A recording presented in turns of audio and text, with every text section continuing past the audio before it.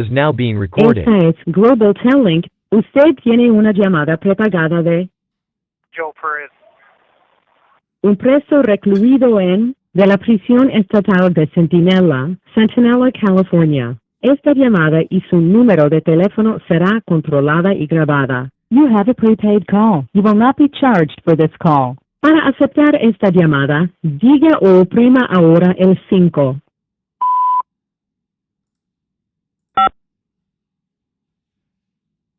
Gracias por utilizar Global Tel Link. Hello. Hello? Hey, Joe. How's it Yeah. going? Good morning. Hey, good morning. How's it going? It's good. All right. It's so far so good. I'm definitely up early today, and I took the day off yesterday with these phone calls, but we're back at it again, and definitely looking forward to you hearing your the continuance of your journey here. Yeah. Yeah, absolutely. All right. And Do I take off or? what was that? I said, do I take off? Do I get into it or because we got quiet a little bit? Oh, nah. No. Are you gonna ask a question? Yeah. So Okay. before we start, I definitely want to get into Yeah. giving our a shout out to our dedicated viewers, the ones that are coming in day after day. And let me go ahead and Yeah. kick off this collect call from roll call. First up on the list is going to be ICEMAN, Fish Slayer SoCal, Lifestyles Chronicles, Richard from Colorado, Mad Max 408, and M Star Media, Marlene, LBCK 15, Righteous Monkey, Biddy K, Drew P.huevos, Amy, Manny C, LA Analyst, Aquatic Amigo, Angel de Oxnard, Jerry Eastwood, Tony Yayo, Too Valid 123, 1967 Kid PR Flag, Diggler Bolden, Bruce Swillus, LastChanceHomie, and LastChanceHomie, gracias. Really appreciate you subbing. I saw that you went ahead and did that. And August M, Frank, Patrick Patterson, R, also known as Ramon, Lex Luth, Randy R, Wendy M, Leticia V, Felipe Navarro from El Paso, Texas, LoadsofBotox, Daniel G, Gyrolab, and Vince Moreno. Okay, man. This is sounding good, bro. Every time you say that, sounds good to my ears. Hey, those are the people that are jumping on the chats and the live chats. Really appreciate the support, and with them contributing like that is definitely gonna help us get into the YouTube algorithm and make this YouTube channel be noticed by others, if you will. Yeah. Hey, you know what, James? I was gonna tell you too.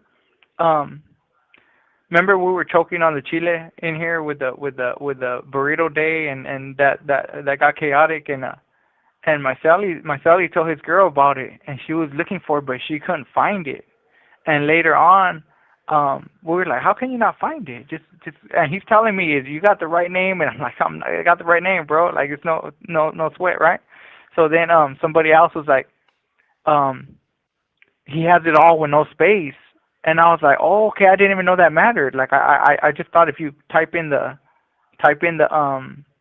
that you have a collect call from it, go. But it was she found JoJo. Good thing she found JoJo, because after that we just were like, go to JoJo and find the channel, Yeah. But yeah, I was tripping out. So we'll you probably have a lot more. We'll probably have Taylor Swift in here by now, but maybe that's why she, I know she loves those datelines, and this is beyond Dateline. This is beyond 48 hours. This gives you that, and it's giving you the change in the individual. That's right. And you know what? You're not the first person to mention that to me, that they were not able to find the YouTube channel. So what I did last night, I actually changed it. So I added spaces. So hopefully, that makes it a lot easier when you gentlemen, reach out to your loved ones and let them know that you guys have some interviews on YouTube. So hopefully it'll make it a lot easier, for it to be found.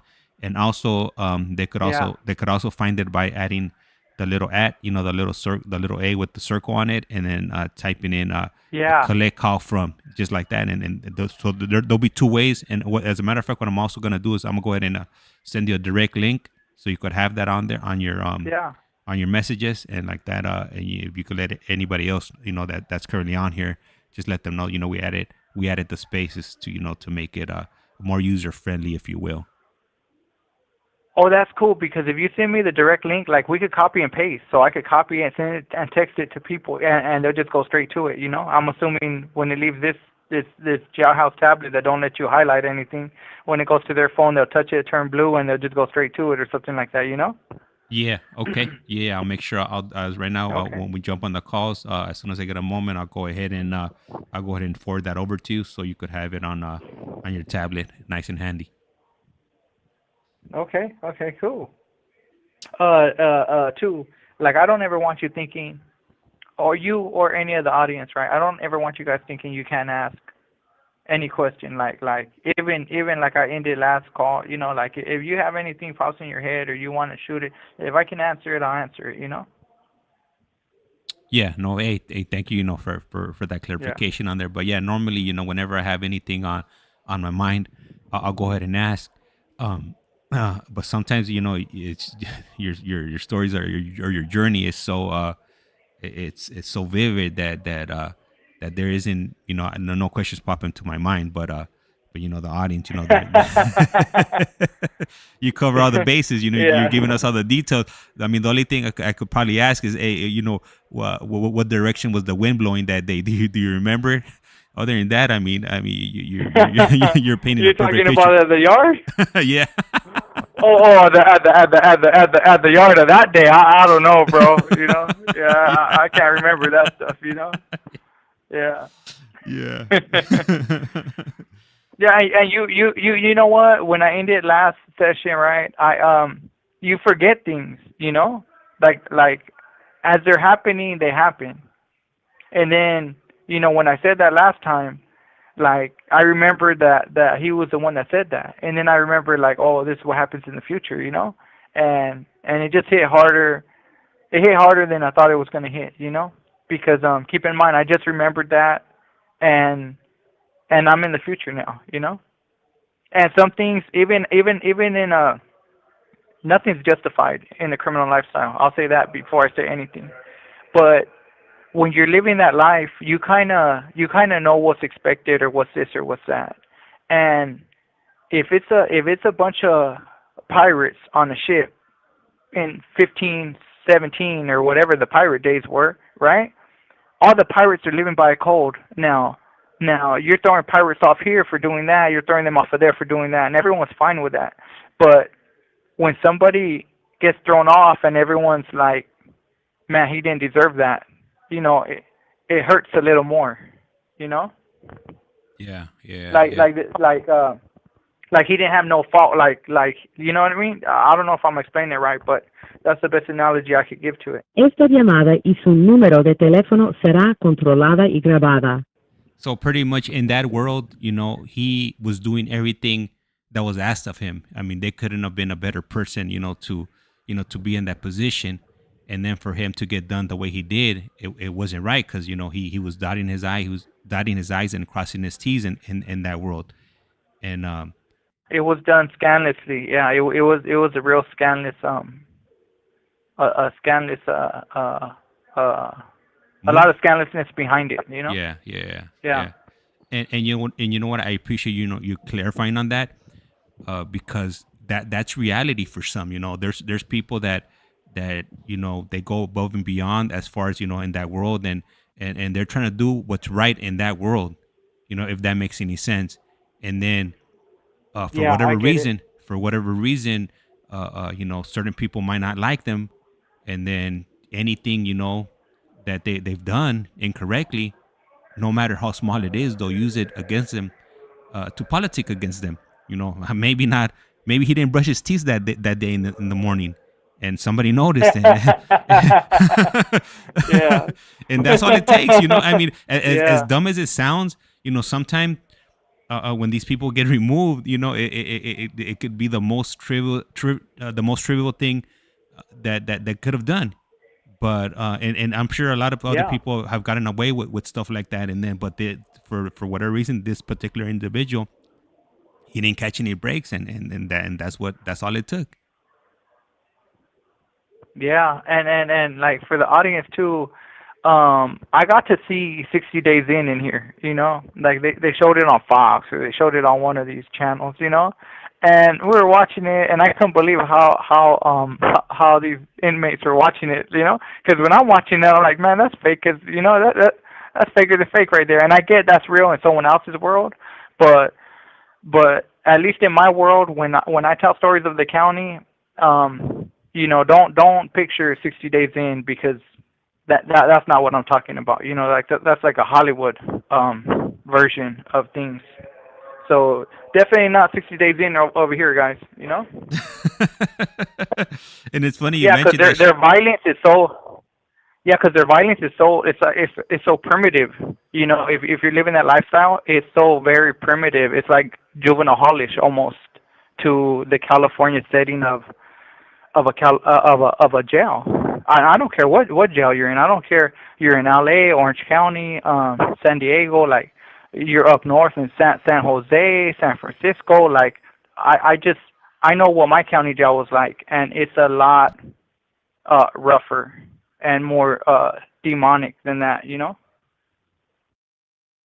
Man, you know, I appreciate mentioning that show, because I have seen it. It's been I think I started seeing I saw it on maybe like the first or second season, and then after that I stopped watching it. But yeah, no, it's definitely it's hilarious. I mean I'm not sure what other word I could use. It is. It's hilarious, and and then I'm like, man, how would I handle that situation if for some crazy reason I ended up on that show? Esta llamada y su número de teléfono será controlada y grabada. I wouldn't even know how to operate somewhere else, you know, because I'm so used to or the instances that I'm familiar with would be with the California system, whether it's the halls or county jail. That's what I'm used to. Or so anything. It's definitely a foreign concept, you know, the way they operate in other places. Yeah. Definitely. I definitely would have been something to talk about if they would have threw me over there when I was that young, you know. But that one thing I want to say about that show that I found myself saying, and a lot of inmates we kind of had the same general idea of the show with one aspect that was real legit to us, right? It's like no matter who they send in, they're sending these people into the jail to come up with information or whatever they're doing, right? But all these people come out with the same thing. They all come out saying, you know, I thought at the time, that this was like how to stop this and how to stop that and how to do this. And when they come out the jail, they say, I'm against these COs or these sheriffs or these cops. Like, they handled this poorly, they didn't do this right, they made me feel this way, they made me stand there naked, they dehumanized me. They express all that, and all that is real. When like I said, the show's like fake basically right now, but like their level of violence or whatever, but the real thing that they hit the nail on the head is that part. When they come in, and I think they even put in a cop in there, and the cop, she was like, I'm ashamed to be an officer, come play a inmate, and have these officers treat me like this, because I would have never did that. And she was crying. They broke her down emotionally. She was devastated, you know. But that part of it, that part of that show is real. Like, I completely relate to that part, and so did so many peers of mine in here. They related too. Man, you know what? And I don't even think about that, you know, as far as, you know, the stripping down and, you know, the humiliation. I've heard you mention it a few times. That's probably like the worst thing that you're gonna deal with, you know, on a day-to-day basis. But I guess it affects everybody differently, because I mean, looking back, you know, at you know, when we would get, you know, moved over from. Le queda un restante de 60 segundos. You know, you would get moved over from location to location in the LA County jail system. You know, it just becomes, to me, you know, it just became part of, you know, of the motions that you had to go through. But you know what? And now if I was in that type of situation, I don't know how I would feel about it. Um, cause you, Well, well, I didn't say one story, right? And it's good we're talking about this because this story I felt so violated, right? Like I was pissed off at the time. Like you don't really realize you're feeling violated, but you know deep down inside you are, right? When they locked up one of these girls on 60 Days In, they told her, "Hey, we'll bring your sheets and bedding right now." And they left her up there all night with nothing. And her cellmate had to give her gave her a shirt that she put on as pants or whatever, because this stuff really happens, right? So one time I'm in Tehachapi Shoe. oh man. All right, so the call got cut off right now. He should be calling back momentarily. And Joe, so by far he's one of the one of our guests that typically calls back really fast. So you guys shouldn't have to wait in anticipation much longer. He should be calling us back any moment now, and then he'll go ahead and get into his journey in Tehachapi. And I got this story from Wayside that I'll, if I could squeeze in, I'll go ahead and share it right now after he's done.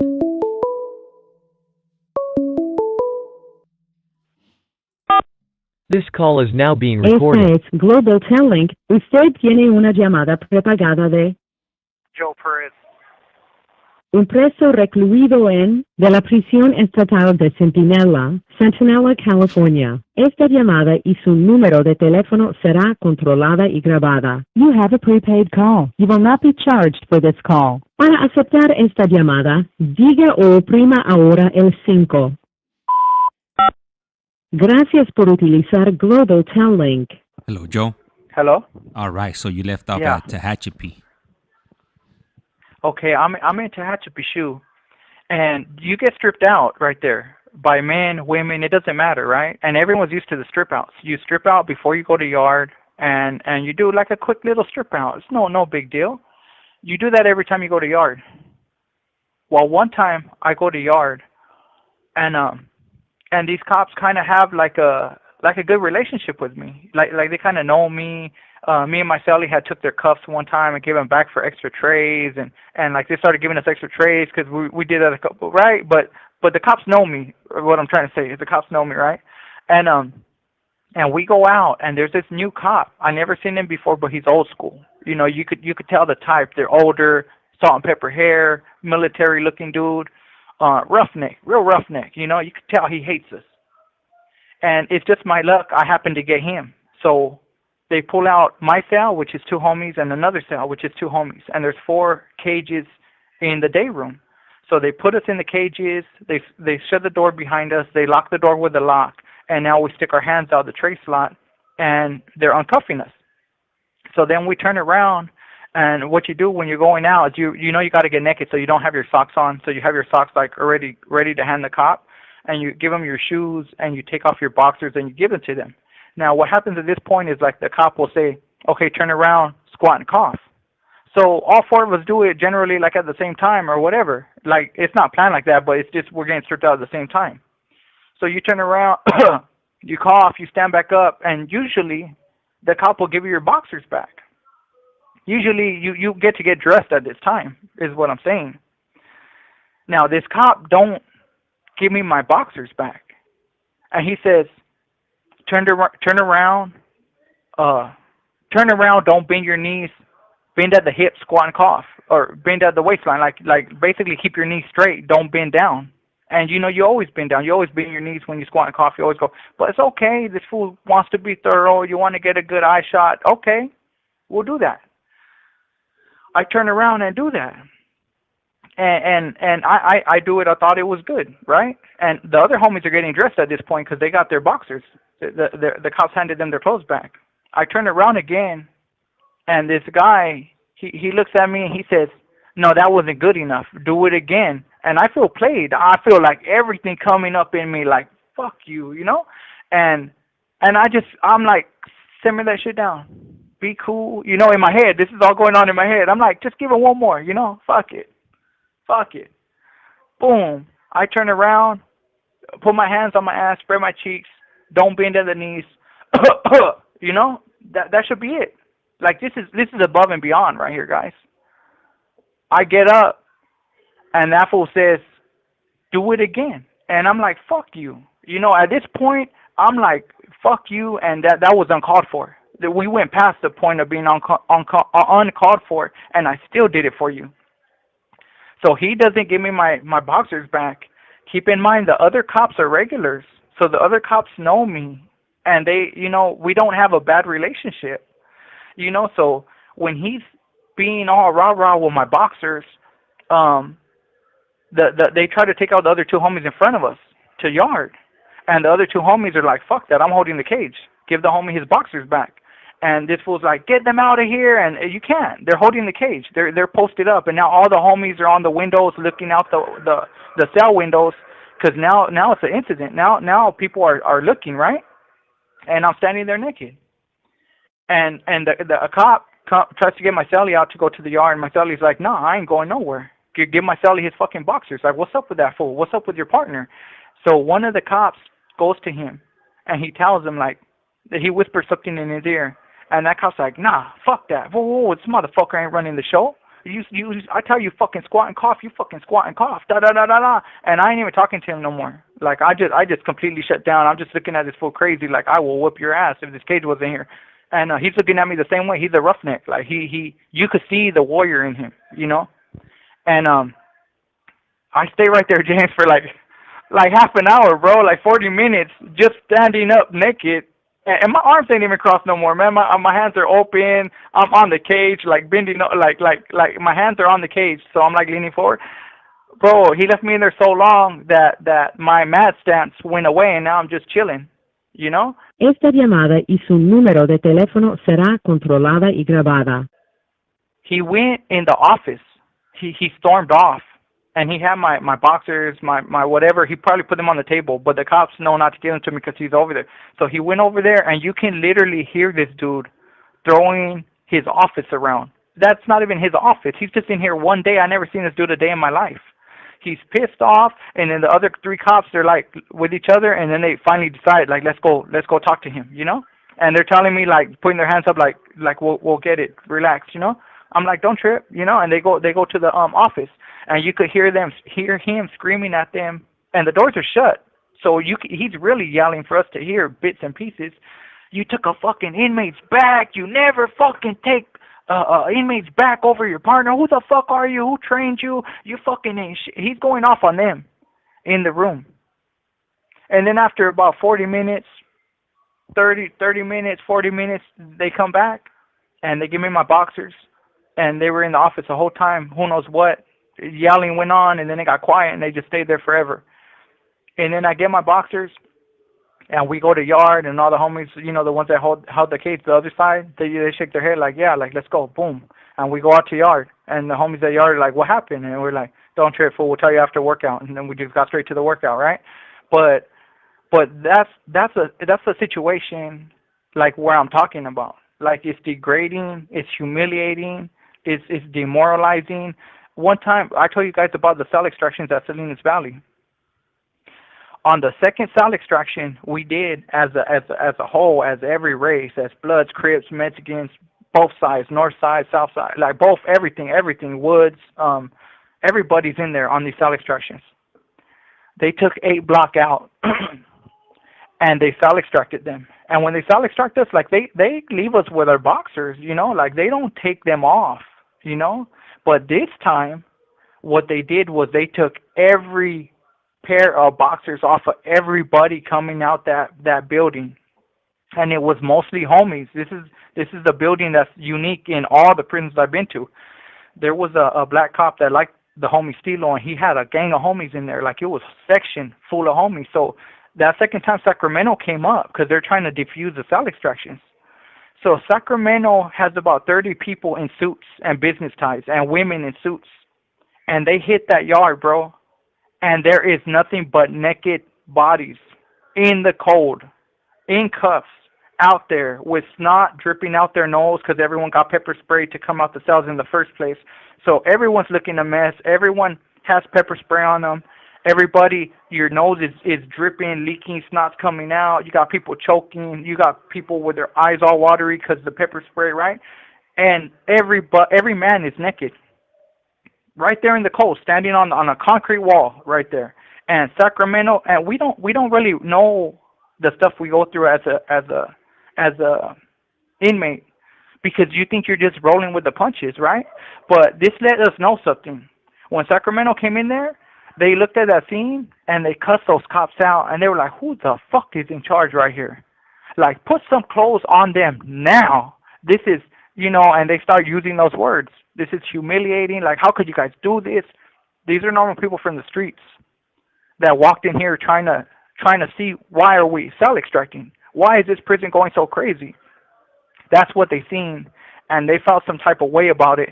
And only because they felt some type of way about it did we start, like, dang, like that's true, like, that's crazy, But if nobody would tell us what we're living in here, then we wouldn't even know it, Man, that's a trip right there. That one cop. Did he ever end up coming back? Or so he would be like a floater then, right? He would just be going to different yards, or he was just there. No, maybe he was positioned somewhere, and maybe somebody called out sick and he went over there. Because kind of like the floaters, you kind of know they're floaters, right? So I never seen him before. But that guy ended up writing me up. I ended up getting a 115 out of that because he said I delayed a peace officer in the performance of their duty, So he got mad at me, but he still found a way. And at that time, the 115s don't matter, James. Like, I'm not even caring about that stupid 115. But he still, in his heart of hearts, he's like, I'm still gonna stick it to this damn punk, And yeah, I got a 115 off of that, and I never seen him again. Man. You know what? I want to share. I want to share a story with you. It's nothing like the one you just shared right now. But right now when you were talking about 60 days in, and you were talking about that young lady that was waiting for her covers to come, and they never came, and they left her with no covers, all night. It struck a memory in my mind that I had from back in Wayside. I don't remember if it was medium north or medium south. Anyhow, I used to work in the kitchen in Wayside, making the food for the sheriffs. And then I ended up getting into it with one of the cooks, and they ended up removing me from that position, and they ended up moving me over to one of the other pods. And the other pods was like masonry work, hard labor, and I'm not used to hard labor. It was funny because like the first day I get there, they interview you, like, to ask, like, what kind of work do you do on the street, and this, that, and the other. So at that time, the only job I had ever had was I worked at Starbucks. All right. So they interview me, and then I tell them, I worked at Starbucks, and then they're like, man, like, what can we have this dude doing? He has no like hard labor skills. And so they would call me Starbucks. That was my nickname there, and in that dorm when I would go to work, they would call me Starbucks. And anyhow, oh, okay. So there was this sheriff. His name was Shoulders. Man, I couldn't stand that dude, and he didn't like me for some reason. Anyways, one day we were out in work crew, and working around the Wayside. They had us outside the unit, and we happened to go over to the car shop or the body shop, and the dude that was in charge of us, he was a free staff. He was like, hey, go ahead and roam around. Just stay by. I'm cool with it. Okay. So I take off because they're playing music. So I go closer to where they have the music and the cars, and Shoulder shows up. He was like, hey, what are you doing over here? I'm like, I'm listening to the music. He was like, you're not supposed to be over here. And I was like, the free staff said it's cool, as long as we don't wander off. So he went to ask the free staff if that's what he said, and the free staff, what he did? He denied it. He said, nah, I didn't tell him. Yeah. He covers himself real quick. Yup. So they ended up I think it's called the box. So they ended up taking the box, and then the funny thing about the boxes is that when you get there, that time that you're there, it doesn't count towards whatever time in the box they're gonna give you. So you gotta wait. I think it was like 3 to 5 days before they come and speak to you and let you know. They let you know what the outcome of your case is gonna be, or infraction, or whatever it's called. It's been like over 20 years, so I don't remember the exact terminology they would use back in county jail. Yeah. Anyhow, one day, I was hanging out by my window, just looking out. It's not like I could look at anything. All there was a payphone, a wall, and you couldn't see anything else besides it. It was just like a hallway. And one of the female deputies came up to my window, and she was like, "Hey, get off the window!" And I laughed in her face. Oh, that was the biggest mistake I ever made in my life. Man, about 5 minutes later, I think it was like either 3 or 4 sheriff's deputies came, and these fools were young and they're all roided out. So they come into my room and they start tossing up my room. They Esta take llamada y su número de teléfono será controlada y grabada. they take me out of my cell and they put me against the wall, and they were like, "Hit." One of them whispers in my ear, "Hit me, bitch. Do it. You know you want to do it." I'm like, what the? I'm just thinking to my mom, I'm not gonna hit you. Like, I'm about to go home like in 2 weeks or something, like relax. Yeah. But I was mad, and you could see it in my face. So these fools, Le queda un restante de 60 segundos. They toss up my cell and they left. And then when I come back, when they're walking out of my room, they're laughing. I go back into my room. Tell me why I find my cover in the toilet. These fools threw my cover, the one cover that I had.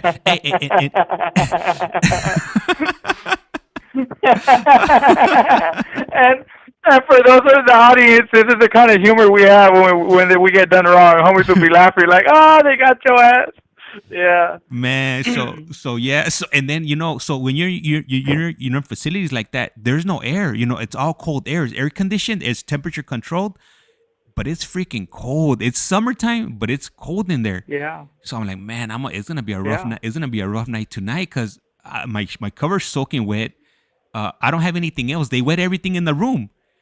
Man, I was like, man, the last laugh was on them because they got me good. Hey, checkmate.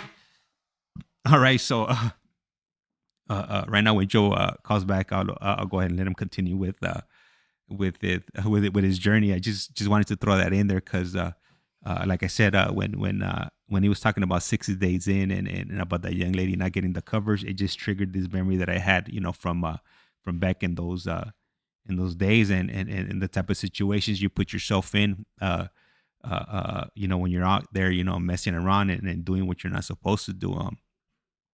Luckily, that's all they did. They wet my covers. It didn't go any farther than that. But it did seem for like a moment, because they had me in a chicken wing, like that dude wanted to snap my arm in half. But luckily, he didn't. And then a few months after I got out, I actually ran into him. There was this bar out in La Puente. It was called Nationals, and where everybody used to go and watch fights and whatnot.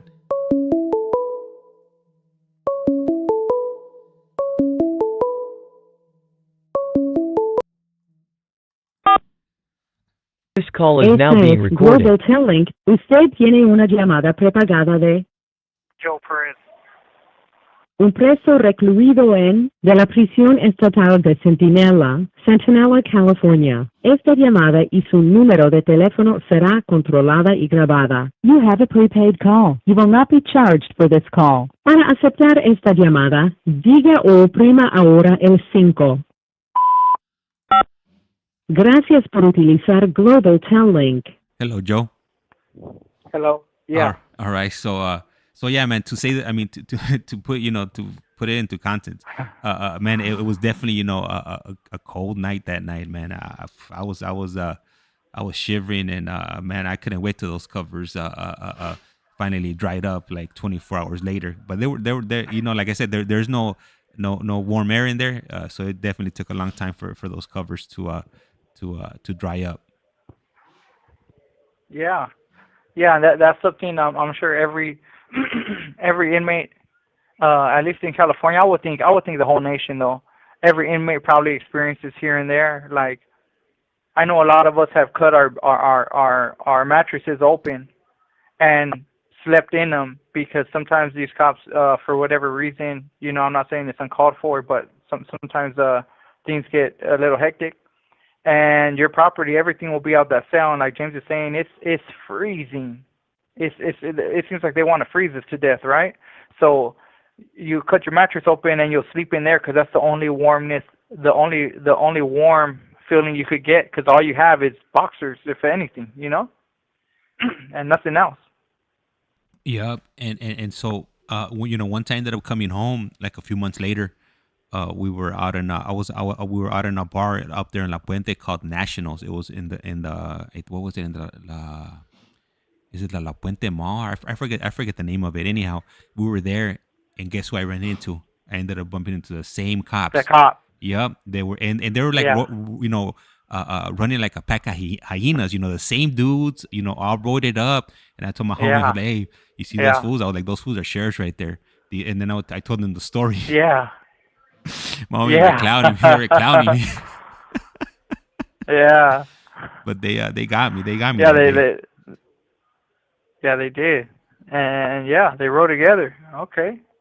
Yeah. These young, and I think the cops. One thing I will say to the audience though is I don't know how the cops are in the county jails still, right?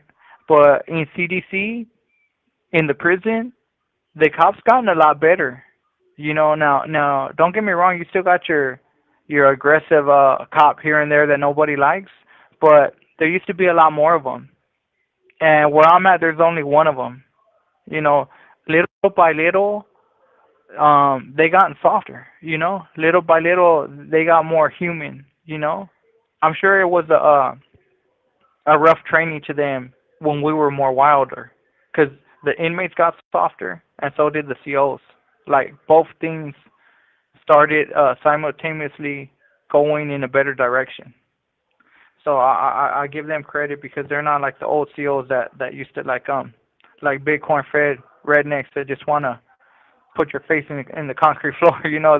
They kind of shifted from that attitude. And what is it? Is it because have a lot of them retired and left, just maybe because they didn't like the new policies that are coming into place, or have they been able to successfully be retrained to handle situations differently, or has it been a combination of both? Esta llamada y su número de teléfono será controlada y grabada. I think James, I think it's a combination of things, right? Like when you pose that question, I think how I was when I was young, and I only seen black and white, right? So I was thirsty for blood when I was young, and in time of seeing the same things happening, like my heart started changing, because I'm like, okay, they can't help it. They got a drug problem. Like, they cannot help it. Now, when I'm changing, if I was asked, like, what do we do with this guy, and he did completely wrong, my vote will be like, hey, he got to go, But at the same time, I was transforming to be softer on a lot of aspects in here. I think the COs, as they grew up in here too, he's not the same CO he was when he was his first year in. Like, he gets seasoned. And then he starts meeting individuals, and then he starts saying, like, hey, all these guys ain't bad guys. Like, I know they did terrible crimes to come in here, but, I mean, I never knew an inmate could be that funny. I never knew an inmate could make me laugh like that. I never knew I would ever clown around with an inmate like that. So I think in time, like, individually, they started changing, right? Now, the roughnecks, it's hard to change an old dog. So they kind of, like, filtered out as time goes. One retires. As time goes, one gets hurt. He retired, like, different things. And a roughneck like that jeopardizes other COs, because when we have riots with the COs, it's usually behind a roughneck like that. And maybe that helps them change too, because when the cops see that and they're not used to it, I'm sure they probably check them after. Like, that shit didn't have to happen. So-and-so got hurt. Homegirl could have got beat up over there. The gunner, look, he could have shot us. He shot himself with the black gun up there, and the nervous wreck, right? So I think a bunch of things contribute to that. And now, at the same time, I'm saying all that, keep in mind, when I come to prison, SNY is like 5%. Now that thing's like 75%. Let's just say 70%, or 75 or 80. It's ridiculously. It shifted ridiculously, because every year people kept going, and every year that was going on, Like it was getting more and more and more.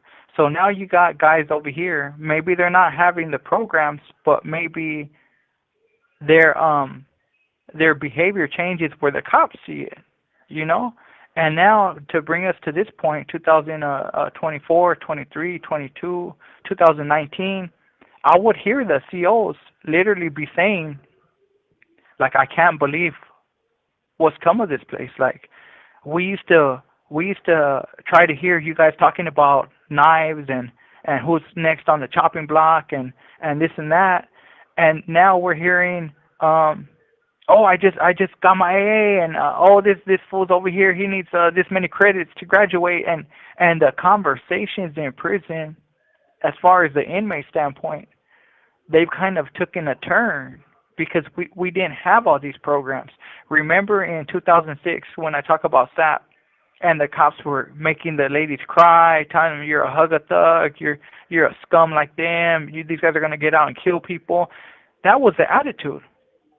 Now when a program starts on a yard, no cop says that to these staff members that come in. Now it's more normal now. It's been normalized already to help these individuals get better, right? And when a cop knows you from when you were little, and he knows you when you're older, and he sees two different people, I think that can only help change him for whatever little things he is, right? I talked to some old school cops in here, and they've told me I wasn't always cool like this. I was an asshole to you guys. I was that guy. But in time, I realized we're all people. Like, even you guys are people. And when I first started, I didn't look at you guys as people. You guys were not people to me, you know? So I think a bunch of stuff happened that allowed them to change and grow in a better way, just like it did for some of us in here, you know? I can't say all the inmates are trying to be good, but I can say I am, you know, and I can say I'm not alone, and I can say that there was others before me, you know? But it wasn't always like this. Hey, Joe, and hearing you say that officer is looking at you like people now. What does that do to you? How does that make you feel? Because that's something I'm for sure when you walked into the CDC, you probably never thought you were gonna ever hear, just because of the things that were going on, whether it was within from the officer's side or from the inmate side. So how did hearing something like that make you feel, or what did you think about it? Esta llamada y su número de teléfono será controlada y grabada. You know, if I was a different person, I would love to be able to be up here and say it made me feel great. It made me feel like a human. I would love to say that, but I can't. When he said that, all I could think and say is like, I know what you mean, because you weren't people to me either. You know, like no cop. No, I came in here with these cops saying my friends, they're enemies. You know, I came in here thinking they're just like a cop on the streets, and to me, a cop on the streets was like, he'll kill you. Like these ain't law-abiding citizens. These ain't protectors. They ain't here to serve and protect. Like, they're crooked like us, only they have a badge. So my thoughts were extremely different when I came in to prison than they are now. But when he said that, I understood what he was saying, because I was the same way. You know, I understand where you're coming from, because I was like that towards you guys too, you know? Very biased mindset. And I think you hit on something, or you mentioned something that's important. They're just like us. So the only difference that I would say between us and them is that we got caught, and they didn't, you know, Yeah. and that's where they're at, you know. Yeah. But a lot of those the mentality and what they think, they never change, you know. That's what they're trained a certain Yeah. way. They carry themselves that way, and they don't change. It's kind of like the inmate population, you know. They come in and they train you a certain way, and that's the way it is. So, you know, that thinking definitely goes it goes both ways. Yeah, it does go both ways. Yeah, I met some pretty good men in here that are COs, and women, and I would have never thought like I would know them like that. You know, I would have never thought, because when I'm young, like we don't even talk to these people. You know, and look what I just said. Like these people. Like it's still like, oh, you guys ain't us. You guys ain't even. We're on two different spectrums. You know, and and that mindset has changed, but it didn't come overnight, bro. It came very slow for me, you know. And those cops that are older now and that were like real, I want to say roughnecks back in the day when they were working, they're some of the coolest dudes ever, you know. And they try to, because they've been through it, so they'll try to guide their partners, like don't make life harder for you than it has to be. And they'll try to tell them like, you don't need to do all that because that's inviting this. That's when you're a cool CO. And I'm not saying nothing. I don't want no one to get the idea like I'm saying a CO that breaks the law or nothing like that. I'm saying just a CO that does a job that's cool. You have a cool block. Like all the guys want to be in that block. And then if you're a a-hole CO, you're always like, man, these a-holes and these, you know, that's your outlook on it. But you help create the environment because we have to live here. So if you're like one of those guys that's going above and beyond like harassment and stuff like that, well, it's going to rally up the inmates to be more agitated, to be more like snap a comment back or this or that. And the cool ones just sit back and listen, and they're just like, man, we got a good block. We ain't dealing with the stuff going on over there, you know? And it's just evolving as a human. That's what I think, you know? I think we just evolved for the most part. I guess recently mentioned that they have signups for some type of a league where the officers, the inmates, and officers are gonna be competing against each other.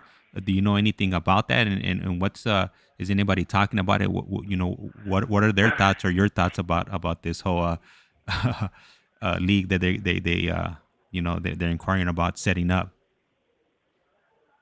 It's funny you mentioned that because somebody said that the other day at Yard, maybe yesterday, the day before, and I didn't believe it.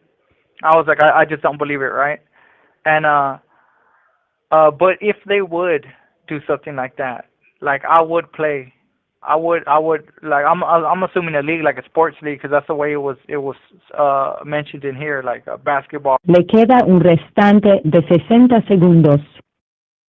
And I will play just to show support, right? I will play just to show support, like we can do this, and I will play for another reason, because I will be like, if I play, maybe I'm taking the place of somebody that might hold some resentment or aggression, or like if we're playing football, wants to just, you know, for all those years, just wants to, and I'm not on that trip. Like, hey, it was all, you know, it's water under the bridge. Like, I hold no resentment towards you for anything. I hold nothing. Like, I'm not gonna try to tackle you harder than nobody, or like, you see what I'm saying? Like, I will play just to show them I'm a good sport, and I think that will be for sure groundbreaking. I don't know what it would do, but I don't even know if it's real, James. Is it? Like, you're out there, you got Google. I don't know.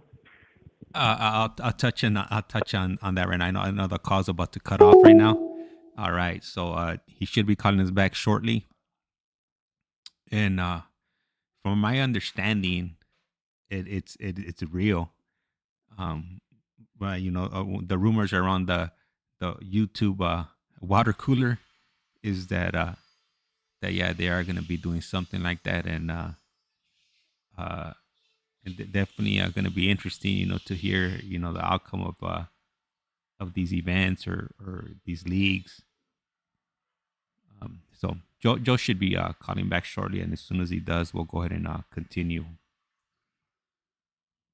with his journey.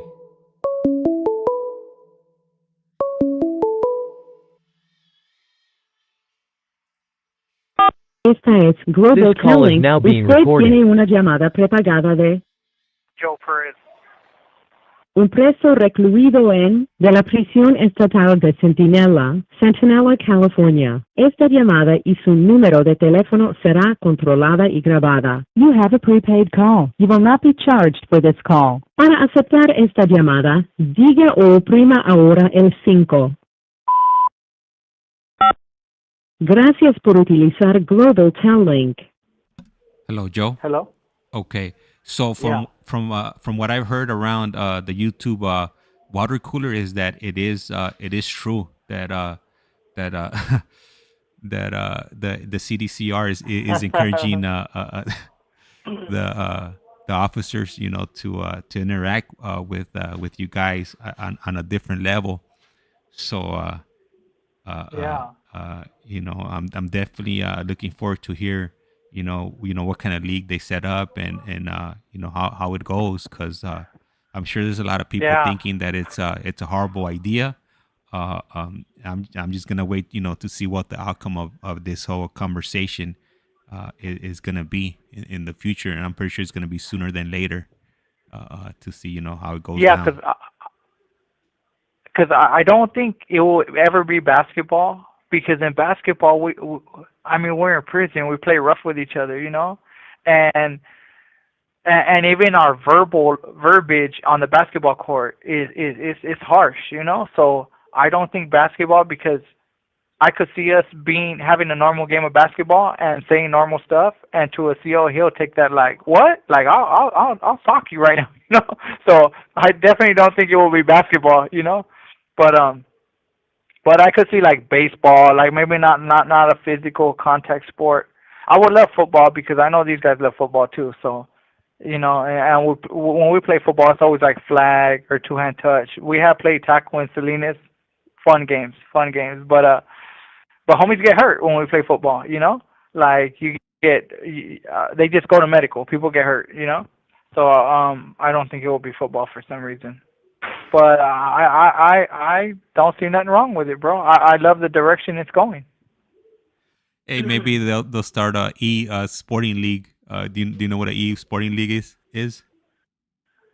A video game? Is that a video game? Sporting league? Yeah. Huh? Because I'll sign up for that.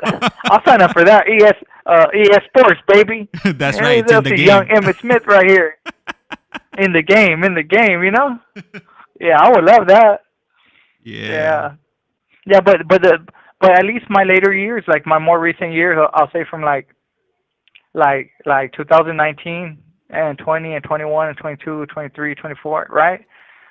I can talk to a CO now, and I can go out in the morning on the way to breakfast, and if we're going to breakfast, we're passing them up. I'll be like, hey guys, good morning, and they say good morning back, and I interact with them like that. Like when I go to the yard, I'm like, hey, good afternoon, da da da da, Niners lost, or whatever, and they, they shoot it back, but I know other inmates still don't do that. Like, just because I do that don't mean everyone around me is doing it, But I feel comfortable enough to do that now. Like I feel like a citizen now. I feel like a part of society. I know I'm still incarcerated, but I've stripped so many walls down from me already that I can talk to them, and just shoot a normal conversation. And I don't. And here's the big guy. Here's the big thing. I don't feel funny about it. Like when you're younger and you have to exchange words with a CO, like you don't want to talk to this guy. Because keep in mind, your mindset's different. But aside with that, is like you don't want to talk to him because in the back of your head, you're like, I don't want no one to think I'm talking to the cop, like snitching-wise, right? And that's probably in the back of every inmate's head, especially when they're younger, because these guys are like enemy number one, So every time you have to interact with them, you might feel like a funny way when you're young. And what I'm saying is I've shooken so much off that I don't even feel funny talking to them no more. It feels like I'm talking to my neighbor that's an inmate or something, You know what? Hearing you say that, I find it really impressing, and I'm gonna tell you why. Because you're getting yourself ready. Instead of doing the work, when you come home, you're doing it right now. So like that, when you come home, you could integrate back into society. easily. You're having these Yeah. conversations. You're greeting people. So that's definitely getting Yeah. you ready for the day that the CDCR opens up those doors, electric doors, gate, or whatever. To be able to Yeah. have a normal conversation or greet somebody on the street. Even though most people are walking around with their Yeah. heads and their phones. So go ahead. Yeah. No, even where I'm at now, right? I'm the only, as far as I could see, I'm the only one that continuously tells like a captain or lieutenant, like, "Hey, good morning, buenos dias, how you doing?" And I really don't see no other inmates do that. And I know they're taken aback when I do it because they're not used to it either. But for the last couple of years, I've been telling myself like, this is practice. This is practice. Every day you have right here is practice for the streets. Like if you get in a discussion where the guy's angry, that's practice. Like all these are practices so that you can be reinforcing. You know how to handle the situations. Because it's not all like everything's been peaches and cream since I'm starting to try to change my life, right? But I view it like practice. These are sparring matches, and the goal is don't let it escalate. The goal is compromise, find a middle ground, calm that person down. The goal isn't no more like, hey, you're gonna look at it from my perspective, you're gonna look at it from my lens, or something's gonna happen to you. Because that's how I used to look at it when I was little. Like if we don't agree, that's good, but my side rules. And you just start letting go of pride and letting go of ego, and you start humbling yourself. And I've always been a humble person, so that part of it was easy for me. But the part that was hard was letting go of my pride and ego. You know? Well, that's a good, a good way to start, and a good way to exercise it. Because, like I said, it's definitely going to help you, Yeah. interact with people, um, on a daily, on a day to day basis. And Yeah. it'll get you ready to handle situations where there's somebody steps on your shoe and they don't say excuse me, or they bump into you and they just keep on walking, Yeah. or they cut you off in traffic. Yeah. Because stuff like this happens all the time, especially driving. I find that people are Yeah. always Yeah. in a hurry. Me, when I'm driving around, I'm relaxed. Yeah. I'll get there when I get there. If I would, if I'm in a hurry, I should have left earlier. That's my thought on it. But you're gonna see, eventually when you come home, people they're in a hurry. They're trying to get from point A to point B, and I'm always telling my wife, I wonder if that guy's a surgeon, because he is like in a hurry. I mean, that's only I would see us, justify Esta somebody's, llamada y su número de teléfono será controlada y grabada. justifying Yeah, that guy's a speeding. surgeon. Yeah, he has to go save somebody. He's about to Yeah. do open heart surgery, and he needs to get ready for that surgery. But a lot of times, people are in a hurry, and they're not really going anything. They're going home. They're going to work, or they're gonna go to an event or something. It's not that serious. So Yeah. you're definitely gonna be it's gonna be a rude awakening when you do come home. You're gonna see how everybody's on their phone. They're driving around like maniacs, Yeah. and they get upset for anything. Yeah. Yeah. Yeah. Well, I'm ready for all of it. I practice with the likes of what's this guy's name? Steven Seagal. So my patience and my understanding is good. I'm ready for it all. That's what I'm saying. I'm ready. But That's yeah, and in my later years, I do talk to CEOs like that, and it's surprising because the not all of them, but some of them, they're very receptive to that. yeah, Because that's it's new good. for them too. It's new for them too. Yeah. It's a two-way street, and it's a new what is it, something with learning, like uh I can't find the right word, but like I said, it's a two-way street, and as long as you guys are trying, then I guess hopefully it works for the best, and I know I've watched other channels and they mentioned that they expect officers to get hurt because of these new policies. Hopefully that doesn't happen because Yeah. Yeah, no. See, that is a concern. That's why I told you right now. Like, I would love to play because I would not. Esta llamada y su número de teléfono será controlada y grabada. I would not be entertaining those thoughts because I don't even have them no more. And if I could take the place from a idiot jumping on the team to try to do something like that, then I feel like that's my obligation to do that. Yeah, and if hopefully they hopefully they don't get hurt, but California CDCR does offer workman's comp, so they could have unlimited workman's workman's comp. Maybe they'll pull Yeah. a muscle or something, or Yeah. yeah. But hopefully Yeah. everything works out with that. Yeah. Well, they barely mentioned it. It's probably years away from happening. You know what? They have to have pilot pro. They have to have done it as a pilot program somewhere. I just wonder where is it. I'm gonna have to definitely look it up. Yeah, because I am interested in. I wonder if the CDCR put up a video of some happy-go-lucky officer. Oh, I could probably. Okay. If this happened anywhere, I could see it happening in San Quentin, because there's a lot of older gentlemen. There's like this has to happen like at a San Quentin, a CMC, maybe a Ironwood, a Mill Creek. It has to happen at one of these. I would think it will have to happen at one of these prisons. Yeah, and if it has happened, there has to be a video of the CDCR up on YouTube or somewhere. So I'm gonna check how strong my Google search skills are, and see what I could come up with. They play basketball. The COs won. They're over there hooping like LeBron James and them. I don't know. Because as an inmate, I think it would sit wrong if they won, because you'll be like, what? We do this every day. Like, how could they win us? Yeah. Man, you know what? I gotta. It would be funny. Yeah, it definitely will. I just got in this idea right now. I'm not gonna say in the air. I'm just gonna go ahead and exercise it. I'll share it with you. Once we get off the call. But I definitely gonna. Okay. I think I might be onto something right now.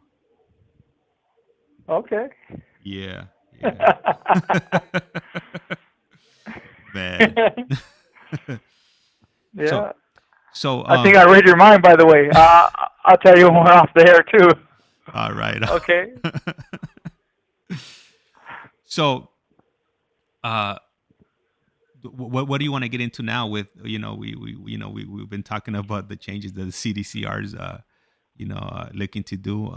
Like what do you want to continue on your journey on the last part that you left off on, or what's your thought? Yeah, I'll continue. I'll continue on that. Before I get into anything else, I'll continue on the journey, because I think the audience, like, if they do turn in for me at any time, I think that they want to continue hearing everything.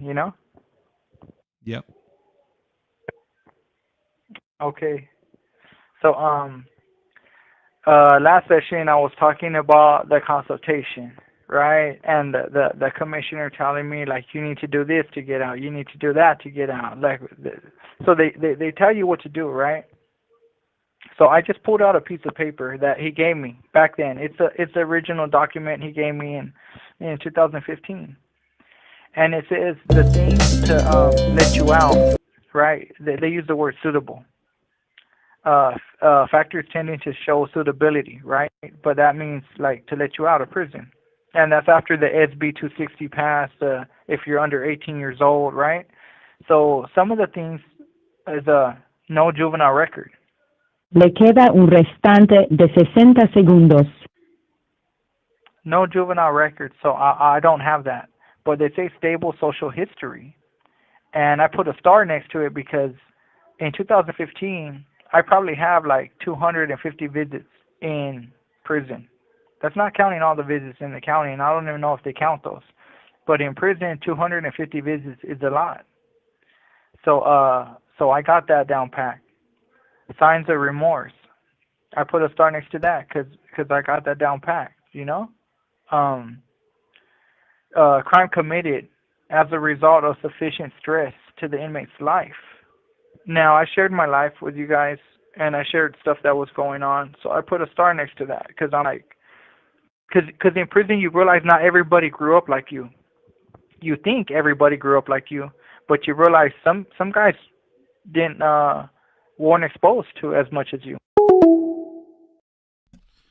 All right, I totally spaced it. I forgot that the 60-second mark had been announced, and I should have warned him about it.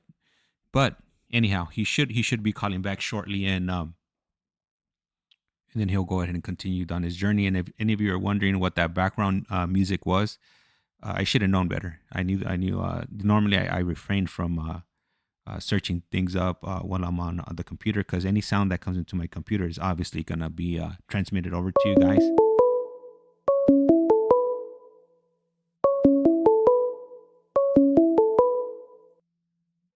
So I was looking something up, and This call is now being Global recorded. Telling. Usted tiene una and that's llamada what you guys prepagada heard de in Joe Perez. the background. un preso recluido en de la prisión estatal de Centinela, California. Esta llamada y su número de teléfono será controlada y grabada. You have a prepaid call. You will not be charged for this call. Para aceptar esta llamada, diga o oprima ahora el 5. Gracias por utilizar Global Tel Link. Hello. Hello? All right. Yeah. It's all you. Okay.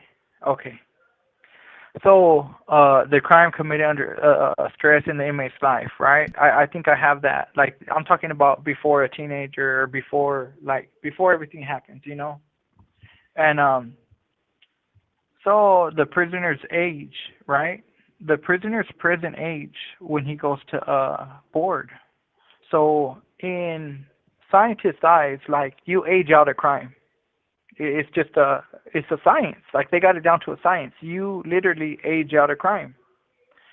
And so I put a star next to that, because I'm gonna go when I'm 40, right? I'm gonna go like around there. So that's, in their mind, that's when you age out a crime. So I'm right there with them. I'm like, yeah, you're not doing nothing. And they're trying to predict, like, not like when you're on the streets, are you going to commit future crime and all that, right? And has the inmate made realistic plans, parole plans and stuff like that, right? And can he realistically see himself in the job? Can he get a job out there? Stuff like that. So I put a star. And the last one is institutional activity indicates an enhancement ability to function within the law. So I put a star right there, because I'm no longer messing up, right? And my mindset is not to mess up. My mindset is to do good and be good, right? So I put 6 of them out of everything I just read up there. 6 stars. Now, the things to keep you in prison when you go to board are circumstances of the committed offense. Now, I put a star right there, because I got an ugly crime, you know? And it says previous record of violence. I put a star right there too, because everything that's going on in prison, like, you know, the county jail was wild, but it wasn't too documented, you know, like in prison it's documented. And it says unstable social history. Now, remember how I talk about 10% of the population getting visits? So most people, when they go to board, they're not going to have that, because they don't get visits for one reason or another, you know, for hardships, financial ships. They don't got the money, they don't got the car, they don't got the time. Maybe this person was not all that great to his family or girls, and nobody wants to visit him. Like, he just burned his bridges, so to speak. So a lot of people don't have that, and I do. So I'm like, okay, you're saying it on the good and the bad side. So, like, that's a double whammy. I don't got it on the bad side, but I do got it on the good side.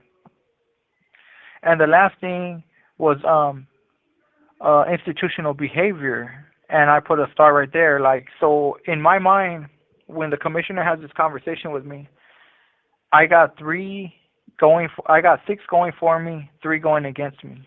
Now, I wanted to say that because that never left my mind. That's always been on the forefront of my mind moving forward from 2015.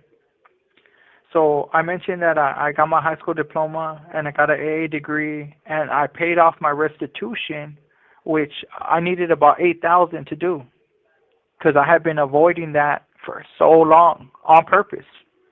Because I'm like, the government's, they're crooked, this and that. So I still have an antisocial mindset right here. But in that antisocial mindset, I had guilt, and I said, you should pay the restitution. Like, you have to pay it. Like, you have to be responsible. And when I started paying that restitution, it started allowing me to be more responsible in my mind, like responsible for the crime, responsible for all my actions, responsible for hurting my family. That little thing helped me start to see the real picture, like the real thing, and the real picture was I was to blame for all of it. But prior to that, like it's a hand I was dealt. I'm just living life, right? So then in 2017, I ended up taking a victims impact course, which taught me a lot. I ended up taking a GOGI, and the GOGI is a program going out by going in. And Amy, I read in the comments, she said she's going to try to get that at this institution, and I'll have her know that I got a letter yesterday from GOGI, and they want to start it right here, and they're saying like $95 a course or something, but somehow, some way, that too is moving. Esta llamada y su número de teléfono será controlada y grabada. That too is moving over here because it wasn't here previously, and I know everybody's been trying to get it. And in 2018, I took an LTOPS, the one where at the end it's only 6 of us that ended up graduating because the other 6 were gone for whatever reason. They were no longer there, and that's where I left off. And in 2018, I also took a Life Support Alliance. I got into a poetic justice class that, these are volunteers that come into prison, and they might not get recognized at the board, right? They're not probably what the board wants you to do to work on yourself, but these people are trying to make a change, and the only change they know is like, well, let's teach the inmates about that. Let's give them about this, So they started a poetic justice class, and we used to get people from Chico College that would come visit us, and they would spend time with us and teach us about poetry and how to write it and stuff like that. And there was a guy who wrote a book, an author named Anthony, and he used to come in and he used to have a creative writing class, right? So I got into that. In 2019, there was this beautiful old woman, Catholic woman, and she had a meditation class. So I will go to that. And I would go to a Kit Kat class, and it was a Kit Kat is a kid, KID, and cat as in CAT, right? And it stood for Kids Creating Awareness Together. So I was doing that. In 2019, I also did a AVP class. So you guys can kind of get where I'm going right here, right?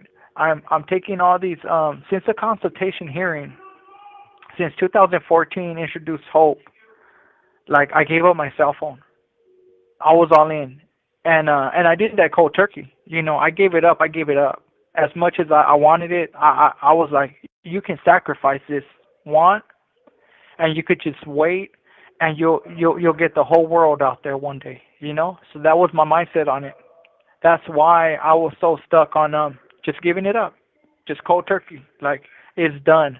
Whatever relationship I'm in, whatever however I got my mom used to talking to me, like they're gonna have to sacrifice too, because I want to go home.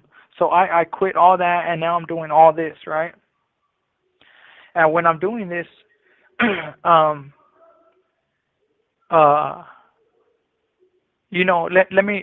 me take us back to Calipan. In 2012, there's I'm getting visits. And there's a little boy, and he's introduced into my life right there, right? And I'm not his biological father. But I tell the girl, I'm like, well, if you really want to do this, right?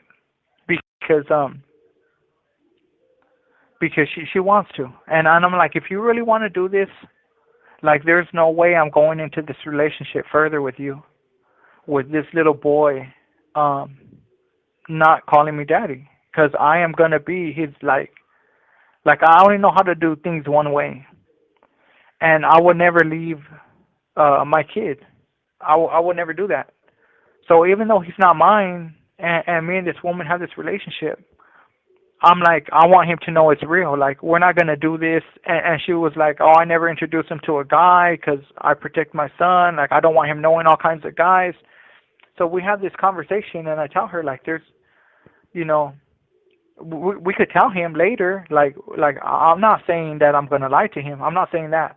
I'm just saying that he's gonna grow up with a father if he's growing up with me, right? So this little guy can't talk yet, you know, and yeah, she's down with it, bro. She's down with it. I'm down with it. So this little boy, like, he started knowing me to be his dad, and she would bring him to visit, and he'll run. Like, all the kids don't run to the dad and visit, you know. Like, they just walk like normal, like everyone's normal, you know. They go visit their pop in jail, and it's normal with dad, and they're little kids too. But this little fool used to run to me, bro. He used to run to me with his hands up, and I'll pick him up and I'll swing him around, and we were doing all that in the visiting room, right? And everyone loved him.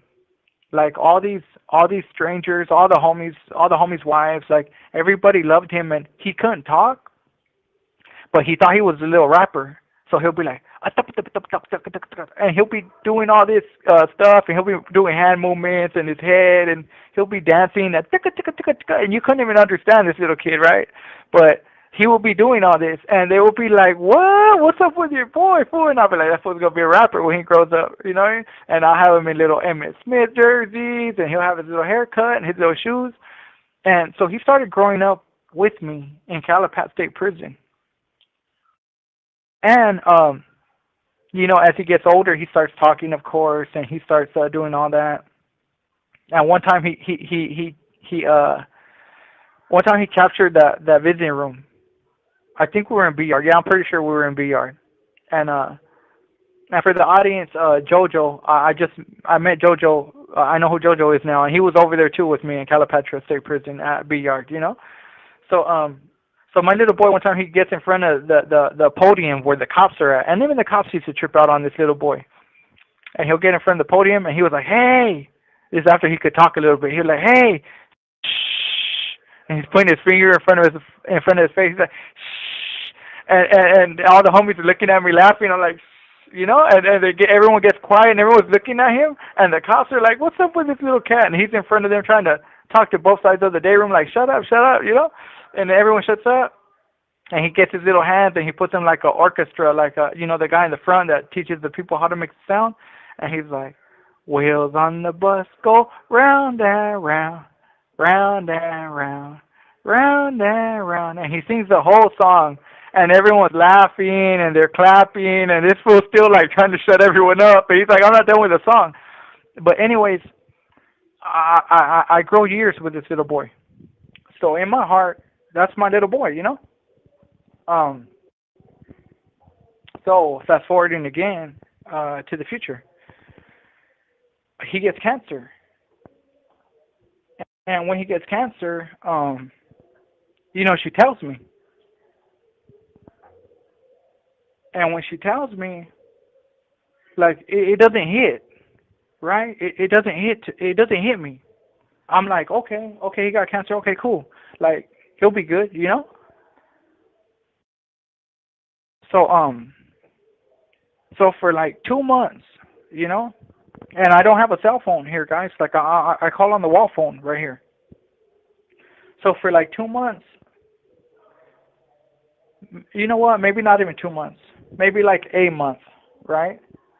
I know he has cancer, and that's going on. And I'm still living my life, and I'm still doing the best I can do, doing all these programs. And at the same time, everyone's telling me, you know, your mom's getting old, fool, you need to come home. And they make it sound simple. you it's simple to say, like, you need to come home. Because now everybody knows we're getting out. Everybody knows, like, if you're under 18, you're coming home. But there's still things you have to do. There's still all kinds of stuff you have to do before a board member will sign a piece of paper saying he believes in you. So when all that happens with my son, my wife starts meeting people at the hospital, people that have lost their kid already. Le queda un restante de 60 segundos. She's telling me all this. And in my mind, I'm thinking, like, why are you telling me this, you know? So I jam her up. Like, hey, why are you, not why are you telling me this, but why are you meeting these people that lost their children? And she tells me they're getting me ready.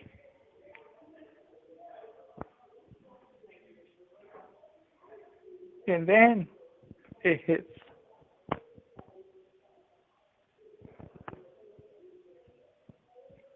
It hit hard. And when it hits, I start... Esta llamada y su número de teléfono será controlada y grabada. When I come to that realization, right, I can't stop thinking about...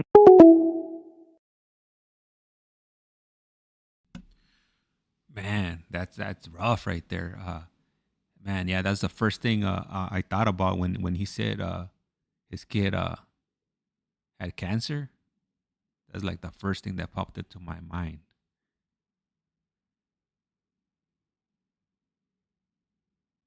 And that's one of the things, you know, when you go to prison, you know, you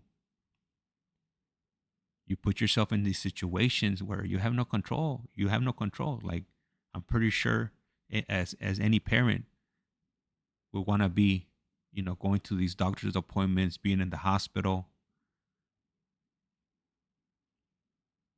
And that's reality. That's reality right there.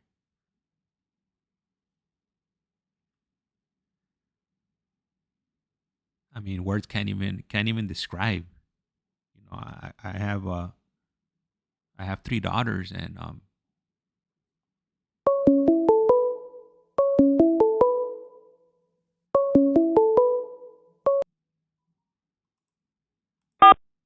This call is now being Global recorded. Telling. Usted tiene una llamada prepagada de Joe Perez. un preso recluido de la prisión estatal de Centinela, California. Esta llamada y su número de teléfono será controlada y grabada. You have a prepaid call. You will not be charged for this call. Para aceptar esta llamada, diga o oprima ahora el 5. Gracias por utilizar Global Telling.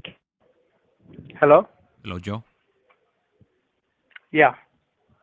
Man, Okay. hey, I'm sorry. Okay. You know, I'm sorry. You know, to hear that. You know what you just, you know, mentioned that your son had cancer.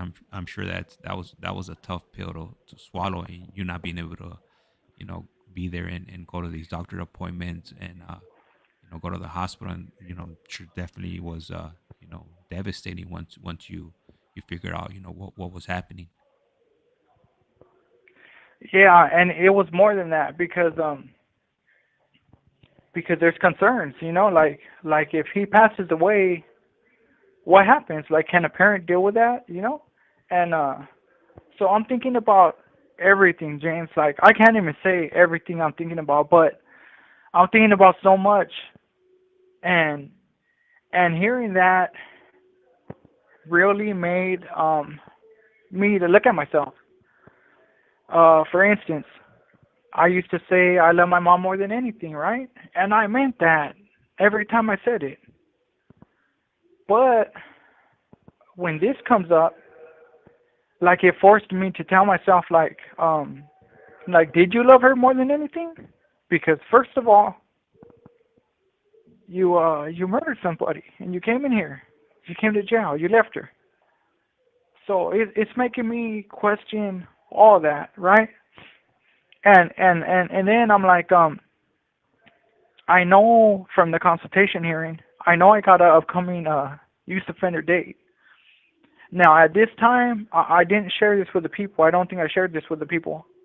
But SB260 stretches out to SB261, which now it takes under 18 to under 23. And that stretches out to take you under 25. So now all of us under 25 are going to board, right? But in my case, I'm still under 18. My law was the one that kicked everything off for all these guys, right? As far as that aspect. Now, I know I got a realistic chance at going home, you know? And when he got cancer, it messed me up mentally. Yeah, it messed me up bad. And I was questioning everything I ever did in life. And then I came to a fork in the road, you know? I came to a fork in the road, and I was like, if you go to board and they tell you you got a denial, right?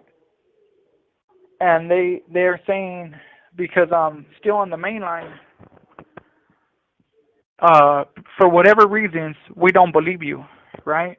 We just don't believe you changed. And I know that's a strong possibility. I'm like, and I'm on a 180, bro. And I'm like, damn it. Now, I had never thought about leaving. You know, all this time I spent on those lines, I never thought about leaving. When he got cancer, that shit, mentally, emotionally, everything, I was a wreck. And keep in mind where I'm at. So I can't. Esta llamada y su número de teléfono será controlada y grabada. Keep in mind where I'm at. I can't even show this. Like, I'll get off the phone and I'll go back to the cell and I'll go in the day room and I'll go to yard and I'll be laughing and smiling with all the boys and you can't even confide in one person what's going on. So the one place where I will go and cry is the shower.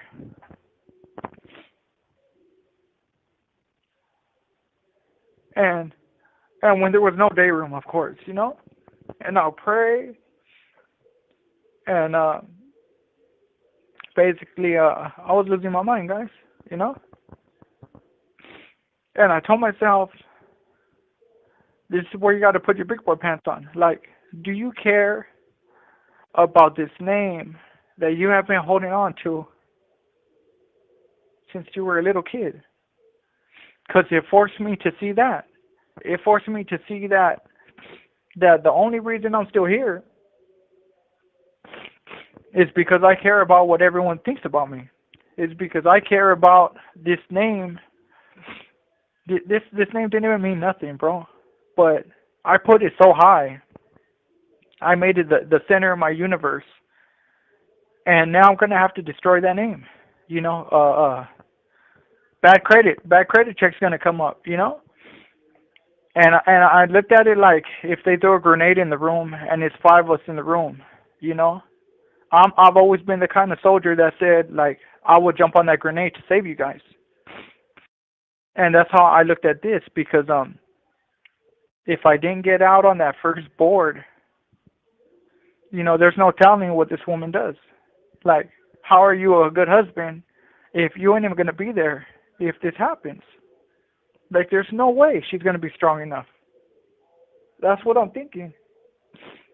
And then at the same time, my mom's old. So I'm like, you know what, I that's it. I'm tapping out. And that's easier said than done.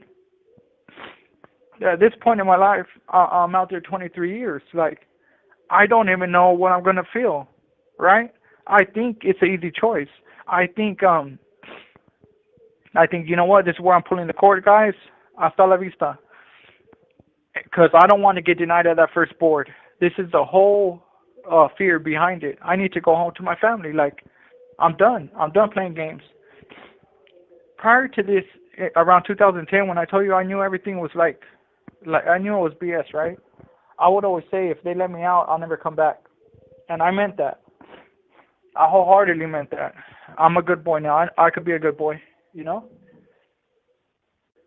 So I make the decision to leave. And I'm like, I cannot go to board from this side. I just can't do it. I can't leave myself at jeopardy to get in more trouble. I just gotta go. So when I make that decision, and it's a hard decision, and it came only after like a month after hearing about the news about the parents that lost their children. So when I make that decision, I'm like, okay, I'm gone. Tomorrow I'm gone. Like, I never stutter stepped. I never like I'm decisive. When I say something, I'm gonna do it. So tomorrow I'm out of here. Now tomorrow, that's the plan. And I go to yard, and I see one homie, like a best friend, and he's like, "What's up, fool?" And I'm like, "What's up, dog? You know, let's go spin one." And we go hit a lap, and next thing you know, the whole yard leaps, and it's time to go back in. And I'm like, "Damn, I didn't do it." And then I do this for like a couple days in a row, and I'm like, "Damn, this is harder than I thought," you know. So then I tell myself, you just gotta go and not say nothing to nobody. But every time I was doing that, I'll see a homie, and Esta llamada y su número de teléfono será controlada y grabada. and I would end up back in my cell. So now I did this for like 10 days, bro. It's like 10 days of me saying I'm gonna leave, and I don't leave. And that morning I wake up, and I remember I talked to my mom on the payphone, and I can't remember what she said, but I remember what I said.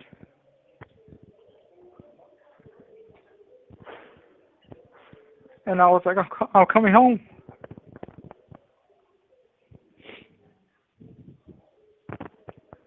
And I went back,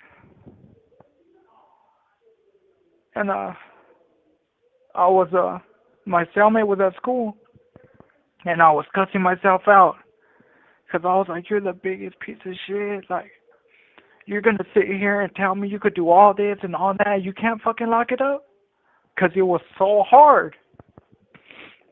So your whole life, you were willing to do this and willing to do that.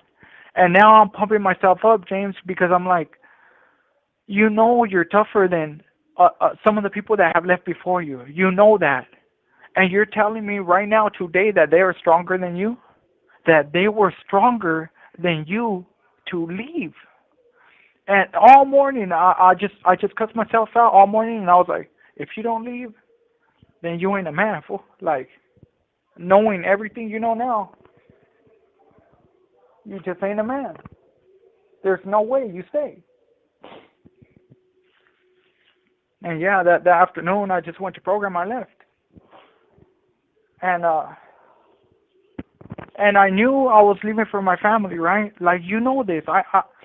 I know this in my mind, but it didn't make me feel any better. It did not make me feel one bit better knowing that. And then, you know, I'm in that seg, I'm in the hole, waiting to come to yard again.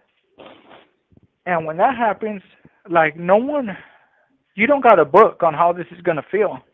And maybe it feels different for different people. Matter of fact, I know it feels different for different people, because a lot of people come over here and all they do is talk crap about the homies that they left. And I didn't do that. I left, and I was like, I love those guys, you know? When I was in the hole, I left for my family. But it felt like I left my family. So that's how it felt for me. And when I came over here, you know, you start meeting people that you know your whole life. Everyone's over here, you know. I'll talk a little bit more about different aspects, but everybody's over here. And that's what I'm saying. Like, I know people experience things differently because a lot of people, once they go SNY, they're talking hella crazy about the homies. And I could never relate to that because I'm like, I love them, fool. I just had to, I had to put myself in the best position to win when I go to board. Because my little boy and my wife, my mom. So that's why I left. And that, looking back at everything, that was the hardest thing I did in my life.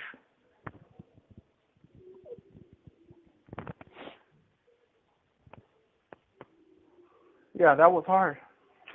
That was a tough pill to swallow. Now after that happened, I'll continue the story bit by bit. But what I will say is this, right now. After that happened, I grew so much as a person. I grew so much on the rehabilitative side because when you're still GP, you can't, these groups ask questions and there's no possible way you can answer a question and be honest and not, like, nobody wants a spotlight on them, you know? So you have to guard yourself and protect yourself from any spotlights. And some of these CGA questions, like, I can't picture myself answering on. Le queda un restante de 60 segundos. A CGA question, I couldn't picture myself answering it honestly on a GP yard. Because you just can't. You just can't do it. You could swing around it. You could avoid it. You could go this way or that way. But to answer it 100% honest, some of these things, they're hard questions. I'll call back right now. Okay. We'll be here waiting. So as you can hear from, the way he's explaining his journey, not everybody leaves the main line because they have drug debts, didn't want to do a stabbing.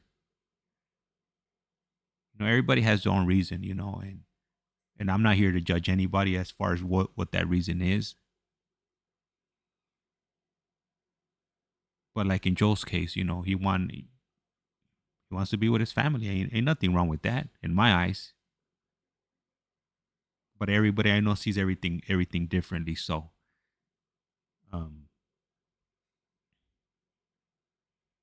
from what I gather, these decisions are not they're not easy. Like he said, it took him days, numerous days.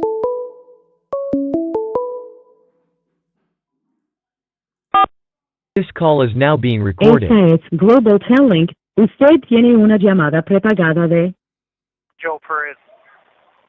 un preso recluido de la prisión estatal de Centinela, California. Esta llamada y su número de teléfono será controlada y grabada. You have a prepaid call. You will not be charged for this call. Para aceptar esta llamada, diga o oprima ahora el 5. Gracias por utilizar Global Telling. Hello, Joe. Hello? Hey, can I ask you a few questions before you continue? All of them, bro. Okay, because I'm pretty sure a lot of people, are going to have a lot of questions as far as when you decided to walk away.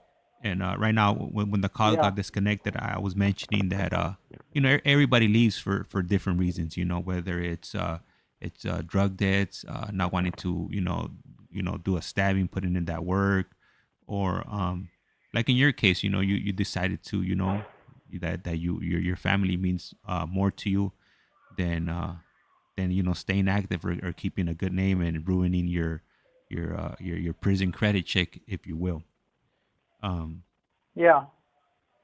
so when you decided to walk away, it obviously took you more days than you anticipated, than you had given yourself. And when you ultimately did that, Yeah. you decided to walk away. How did you go about doing that? And by you walking away, did you have to give up any information? Did you have to let the officers know where they had the clavo, some cell phones, information on anybody else, to be able to walk away? Because everybody says Yeah. that you can't walk away without giving something up. Is that actual Yeah. or factual? Did that happen in your case, or can you go ahead and walk us down, what transpired the day you walked away? Okay. Well, when I left, first of all, I didn't think it was going to be that hard, right? I didn't think I was going to need 10 days to do it. But it was proven to be very hard, Uh, what was the next question? Oh, okay, how did I do it? Okay, so when I left, at first I was going to tell a cop that was passing by because my cellmate was at school, right? But then I didn't trust him, like I just did not keep in mind for the population, like the current in the river is so strong, bro. It's so strong that these cops they get involved, and they might go to, like, say you're asking him to leave, and he'll be like, hey, this guy right here wants to leave. Can you imagine how that would turn out? So I don't know if it was that day or the day before, but I remember thinking, like, after I was trying to leave, I remember thinking, like, how do I do this, bro?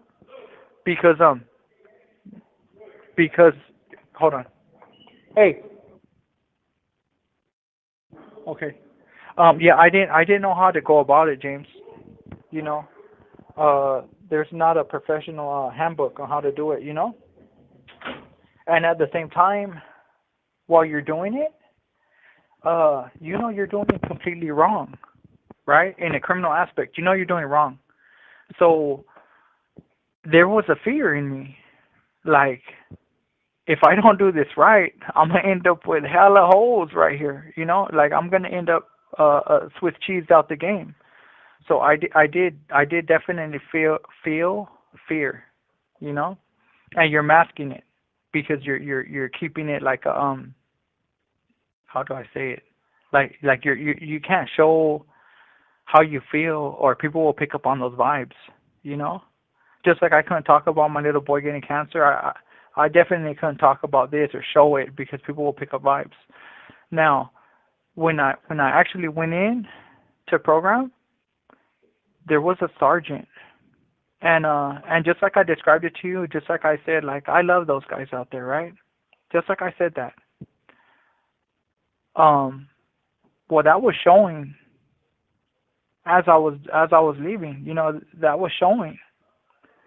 And the sergeant, at first they put me in cages, but the sergeant seen me, and he was like, take him out the cage, fool. Bring him over here. And I go to the office, and I am a wreck, James. I am so much of a wreck that these fools tell me that they keep telling me, like, hey, fool, you're not going to kill yourself, right? And I'm like, nah, I'm good. I'm good. I just, like, I didn't know how I was going to feel, But I'm bawling right there. Like, I can't control it. So then he tells me, like, what's up? And I tell him the same thing I told you guys right now. Like, I tell him the same thing about my son. I tell him everything like that. And that fool's like, put him back in the cages. And he's like, hold on, fool. Like, calm down, And he looks me up on record, right? Like he pulls my C file, and this fool is looking at me, and he tells me, bring it back in here. And he talks to me for like half an hour, James. And this man is doing nothing but trying to look out for me, right? Like as a person, right? In his heart of hearts, he's trying to look out for me, bro. So he tells me, you don't really want to go to these yards, Like, look, you came this far. You got all this time in. Like, I look at your record on file, like, bro, you don't want to go over there. Trust me, I worked over there. And now he's trying to talk me out of leaving. And I'm like, and he's like, look, nobody knows why you came in here. We could just make up paperwork, right? And we'll make up this paperwork and we'll send you back to the line and nobody will know. And I am bawling at this whole time, James, because I just feel I just feel the pain of how many hearts I broke in CDC. Not that yard. I'm talking about all yards, because you find out instantly. You find out same day, day later. We got a fast Twitter system. The streets find out. And I'm just going through my emotions. And I'm like, nah, fool, check it out. Like, I talked to you already. Like, this is over. And he's like, nobody knows you came to check in. And I'm like, I know. I'm the only one that has to know. I'm the only one that has to live with myself. Like, no, it was hard to come talk to you, bro. Like, you don't even know. But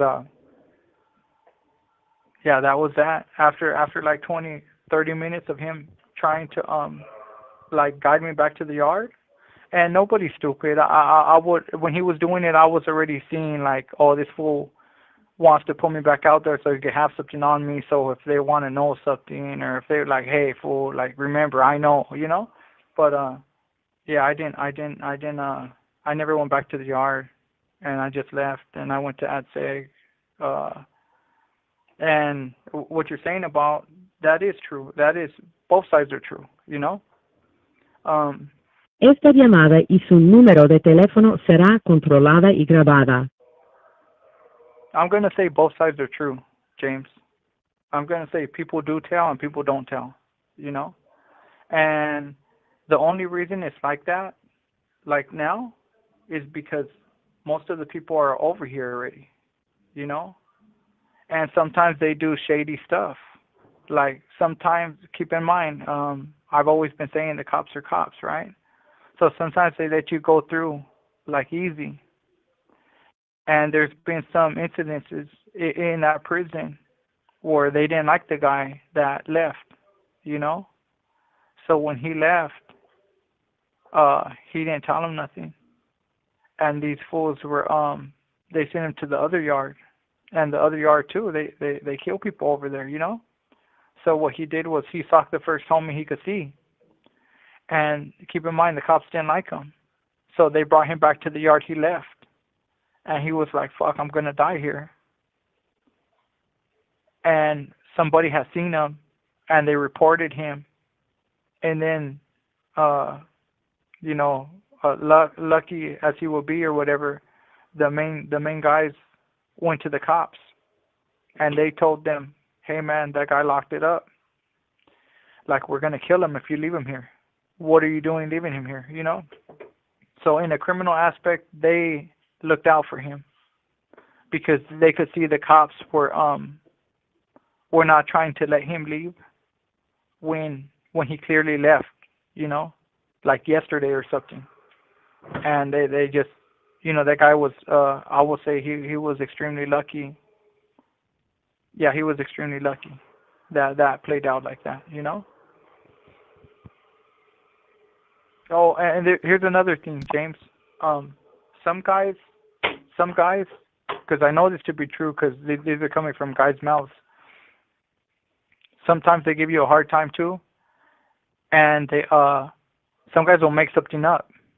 They'll send them to a bogus house, but still they sent them. They send them to somebody else.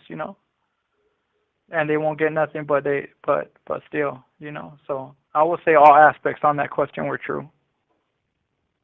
Thank you. I appreciate, you shedding some light on that. And I definitely I wasn't aware of that right there, where you mentioned that he was trying to talk you out of it, but then later on, he could possibly Yeah, blackmail you to get some information. So that's something that's a new twist I've never heard of. I appreciate you sharing that yeah, insight, because these are raw conversations that we're having here, or a picture that you're painting for us, that I haven't heard yeah, mentioned anywhere else. So really really appreciate yeah. being unfiltered, and getting into it, and letting us know what's real and what's not. Yeah, and the mindset, like I don't think he had bad intentions, right? On talking me down. But when he did say like we could make paperwork up and we could send you back out there, like no one's stupid, you know? My mind immediately went there. And I was like, nah, like that's not what I came in here for, you know? So maybe somebody that he could have talked out, maybe he sends them back out, and who knows what the future holds, you know? But yeah, that happened. He did offer to send me back out there after I had tried to leave and make forged documents on why they would call me in there in the first place. You know. All right, and as far as the question, that's it for it now. I'll go ahead and hand over the mic to you, and let you do what you do best, and paint those ghetto Picassos for us. Okay, and I don't even know what I was gonna say because there's so much flying in my mind, right? But as I just said, it made me question everything I had done, and there were times where I specifically held on to, like to do this, to even leave, right? Keep in mind, I told you I had to Gogi, right? And Gogi has a tool that's called claim responsibility, and it says, "Am I proud of this choice? I am responsible for all of my actions and reactions today." I will be lying to you guys if I didn't have that deep within me when I left, because I'm sitting here telling myself like, you're a scumbag, dude. Like you can't even be a man when it's time to be a man, like a real man for your family, right? You can't even leave all this alone. And man, it was just like I say, it was the hardest thing I did, and it did really feel like I left for a good reason, for my family, which is a small number. But it felt like I had, at that point, no one prepared you for this. It felt like I left my entire family. And they're not your family, they're not your blood, but I felt that. Now, maybe I felt that because I was out there so long, right? Maybe I was out there for that reason. I mean, felt that for that reason. But I didn't have no ill feelings towards people, you know? Like, when I talk about the future, and I talk about possibly being out there in Sacramento, campaigning, advocating, like, those are the people I'm doing it for. I'm not saying I'm not doing it for us, I am, but I don't see no sides. I'm out here doing it for all of us, you know? Well, I'm not out here doing it. Le queda un restante de 60 segundos. But what I'm saying is, in the future, I will be trying to do it for all of us. That's what I'm saying. And there's something else. There's something else, James. Like, Esta llamada y su número de teléfono será controlada y grabada. when I was in the hole and that ugly feeling, right? That ugly feeling was like you think, you know, the thoughts did come to mind, like suicide, right? And then I'll be like, oh, you're not doing that because you didn't do all this for nothing. But I want to say to the audience, so that's how hard that thing, that the thoughts were coming, knowing I wasn't going to do it. And I was like, dang, this is crazy. In there, I was telling myself, this is the crazy emotions right now that I was feeling. Like they were just all over the place. Now, Man, that's deep. Just to show you the type of mindset that these gentlemen go through when when they do decide to walk away. I can't imagine, doing something like that, because I've never been in that type of situation. But if you've been conditioned to believe and think a certain way, and then you decide to, walk away from it, I'm sure.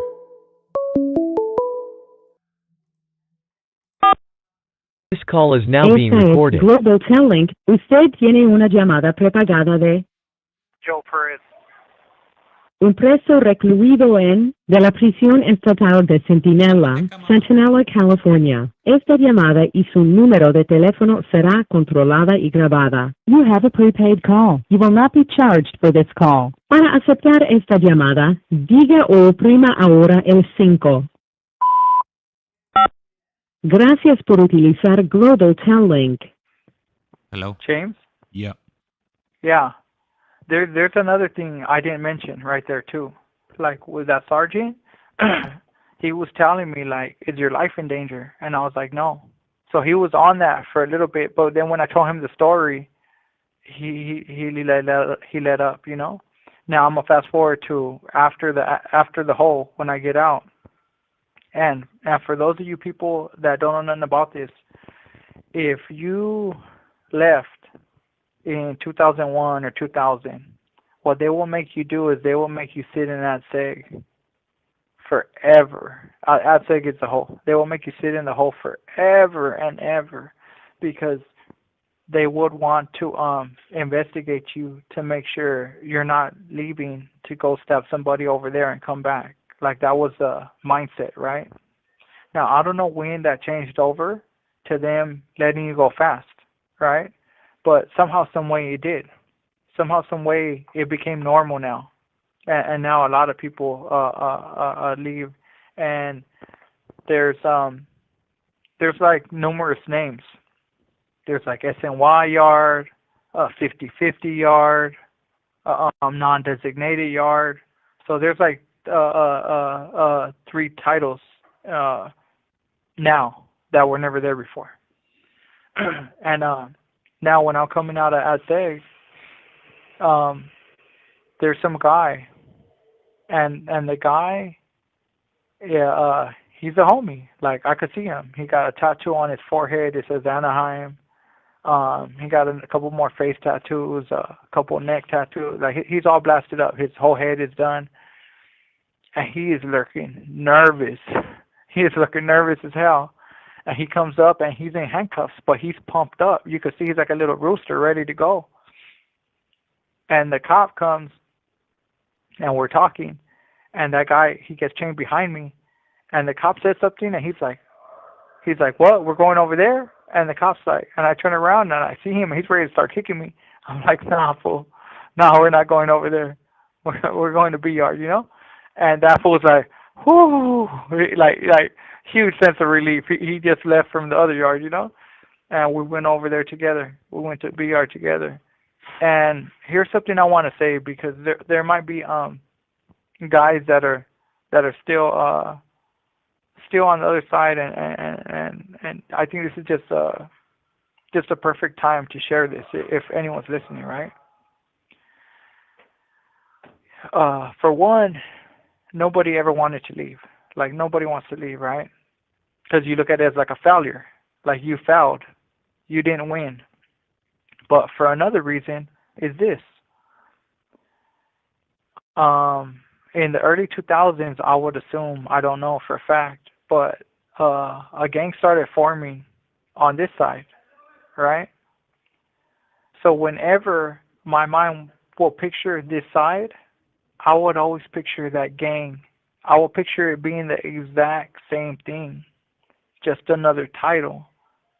And I didn't want that title. I didn't want nothing to do with that, right? But my fear, and this was a genuine fear, that every Mexican on the yard was going to be that, and they were going to tell me, like, if you don't convert, then we will not know you're with us, and we would just smash you out all day, every day. So when I left, I kind of did. I kind of had a fear of the unknown, James. I kind of had the fear of like, man, this could get rough. Here I am trying to do good, and this could get rough, right? And I was under a big, huge misconception. When I came over, I will find out there's not many of them. That's something that nobody has to worry about, because it is not like oh, you're over here now, you have to convert, you have to be one of us, or we're just gonna beat you up until we respect you enough because we beat you up so many times and whatever, right? It was nothing like that. Matter of fact, when I came over here, James, this is for the audience. Esta llamada y su número de teléfono será controlada y grabada. This is the raw truth, right? Me and that individual on the walk over there, we made a pact because I was like, I'm not joining them. And he's like, I'm not joining them either. And I'm looking at this fool all tatted up, and he's been in the system 16 years. He was well known too. Like he was a known good homie, And I'm telling him, he's telling me, so we make a pact. And I'm like, okay, well, we'll make the pact against these fools because I'm telling you, I'm not going to cave in. I'm not going to do that. He's like, me neither. So we get there, and they put us in 2 block on B yard. And when they put us over there, I wake up, or I go to day room, my first day room, and I'm like, hell no. Like, I just made the worst. This is at this building. I'm like, I just made the worst mistake in my life, bro. Like, what did I do? And my cellmate, which is a normal person, he just came with me from a different yard. He's like, what the heck? He's like, oh my God. And he's waking up every day. He's like, I can't believe we did this. And I'm like, man, this looks rough, bro. It looks like Dateline. That's what I was calling the day room. I was like, this thing looks like Dateline in here. Like, this is crazy. And there were 2 other homies right there that came before us. Now, I did not know that it does not look like this. I did not know that it looks normal, right? I got in this building, and I was like, oh man, this is bad. Like, what just happened, Now, when I go out to yard, and then I ended up moving out that building to another building, because it was everybody over there.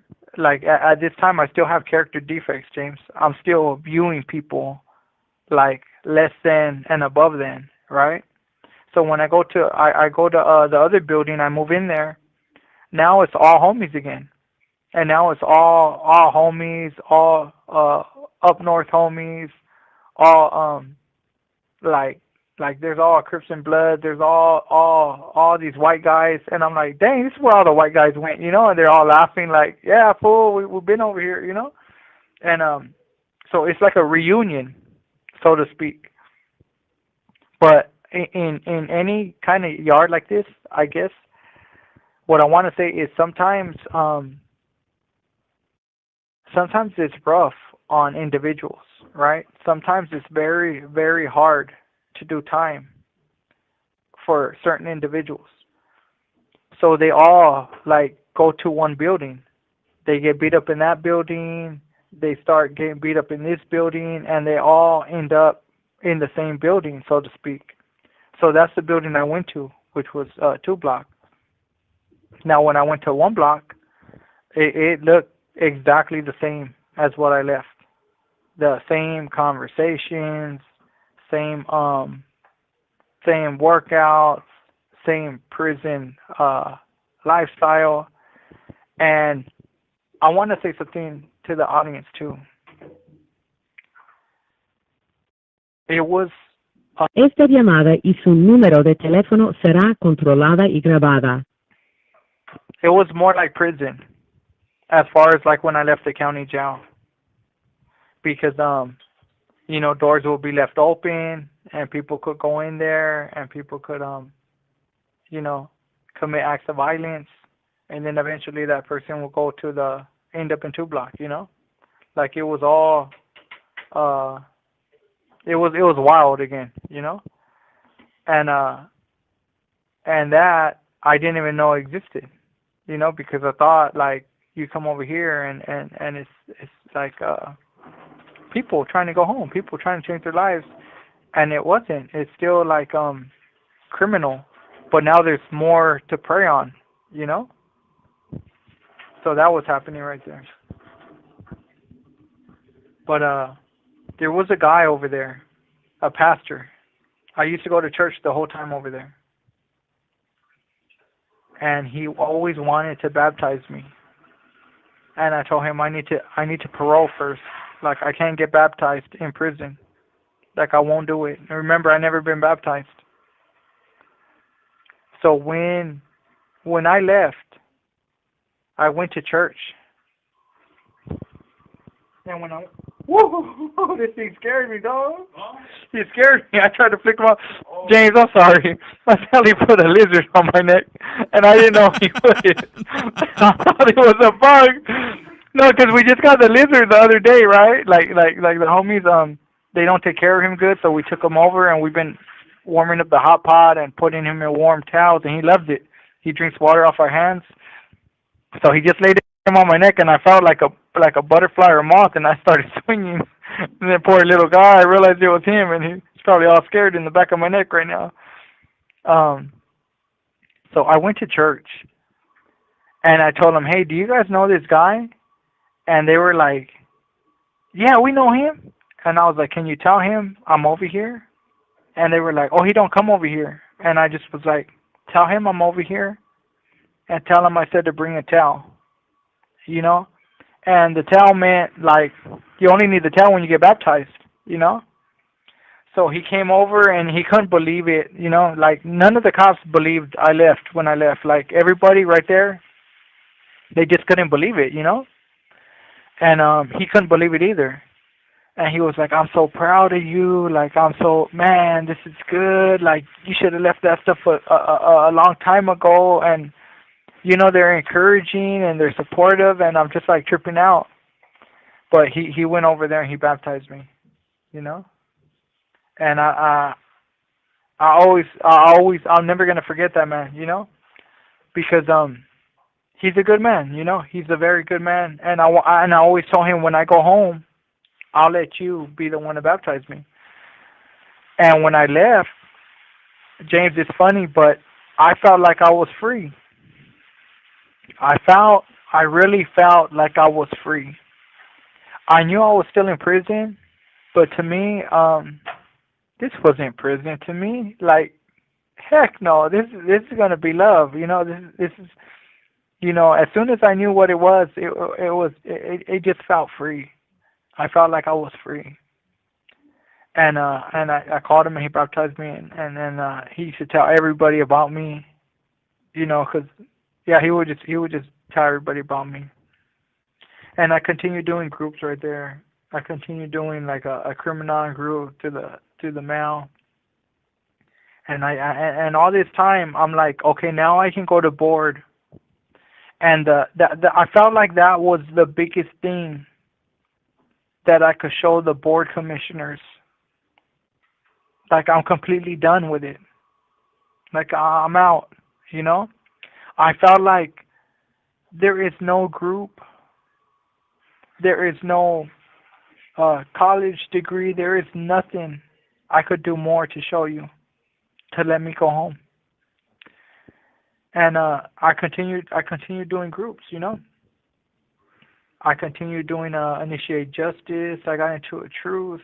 I got into a School of Peace, Anger Management, Suicide Awareness. I would donate money to the Dixie Fires up there and the Paradise Fires. I would donate money to the Lassen City College. Like, we were donating cosmetics and everything we could think of, you know, to help people, especially in those fire times.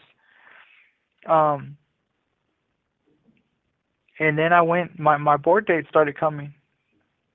And everything was going good, James. Like, I was like, okay, I got 6 years clean. And I'm not saying 6 years clean of drugs. I'm saying 6 years clean of 115s. Like, I haven't gotten in no trouble, right? So all this I'm looking at my favor, and I'm looking back at that paper where it shows the things you could stay in jail for and the things they're going to let you out for. Le queda un restante de 60 segundos. And I remember going to board, waking up that morning, and I told my cellie, he's another good dude. You know, he's a very good person. And I told him he had been down like 16 years too at that point, and he's supposed to be going to board in the future too. And I tell him, that's it, bro. Like, I'm going to board, I'm gone. And he believes it too. And I don't think it, I believe it, James. I absolutely wholeheartedly believe I'm getting my date. And they call me for board, and here we go. And they're always like, be confident, you know? And I'm like, yeah. And I had a good psych eval. A psych eval for the viewers is like the psychologist's report, right? So we really don't get good ones. They always rule us. All right, so he should be calling back shortly. Just to give you the heads up, after he calls back, I'm gonna have to cut it, just because I do have some prior commitments. I gotta get my daughter ready for school, and I gotta go drive her down there. So that's where we're gonna leave it off. I'll go ahead and give him the heads up right now when he calls back, and I guess we're gonna be in suspense here on this cliffhanger to find out what happened on his board, parole board hearing. Also, I did see a question on there asking when he walked away, or how long ago he walked away. So I'll ask him that right now. This call is now being Esta recorded. es Global Telling. Usted tiene una llamada prepagada de Joe Perez.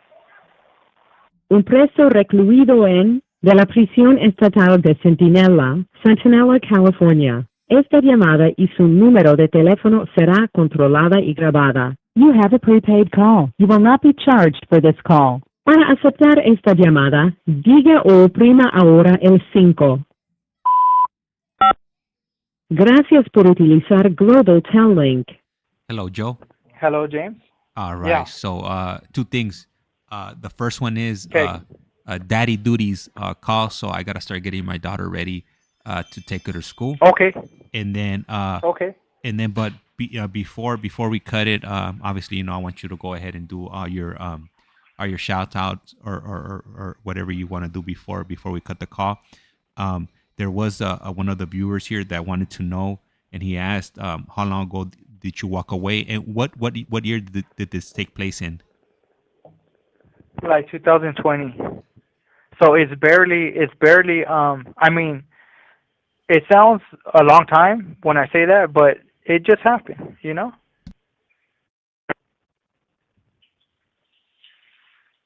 Hello? Yeah, I just put you on mute so you wouldn't get all the background Okay. noise, because I got Okay. TV on and whatnot. Okay. All Yeah. right. Yeah, it's out in 2020. And I just want to thank everybody for listening. And I don't know where I left off, but we'll continue later on. We'll let James take care of his daughter and get her ready for school and all that. And thank you, James, for this morning. Hey, thank you.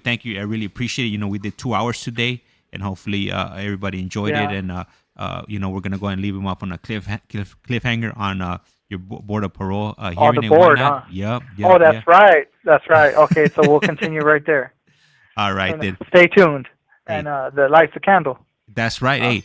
Hey, life's like a candle. Hold on, I forgot it. Life's like a candle. Once you blow it, it's lights out. Yeah. Thank you for tuning in, gentlemen, ladies. Thank you. If you want to call me back right now, so we could talk for a moment, and then. Okay. Okay. Oh no, hold on. I'll just cut it, and then Okay. we could just stay on. All right. So you guys go ahead and Okay. have a good day, and I'm gonna go ahead and cut the stream, and we'll be back on sooner than fast, or sooner than soon. Okay.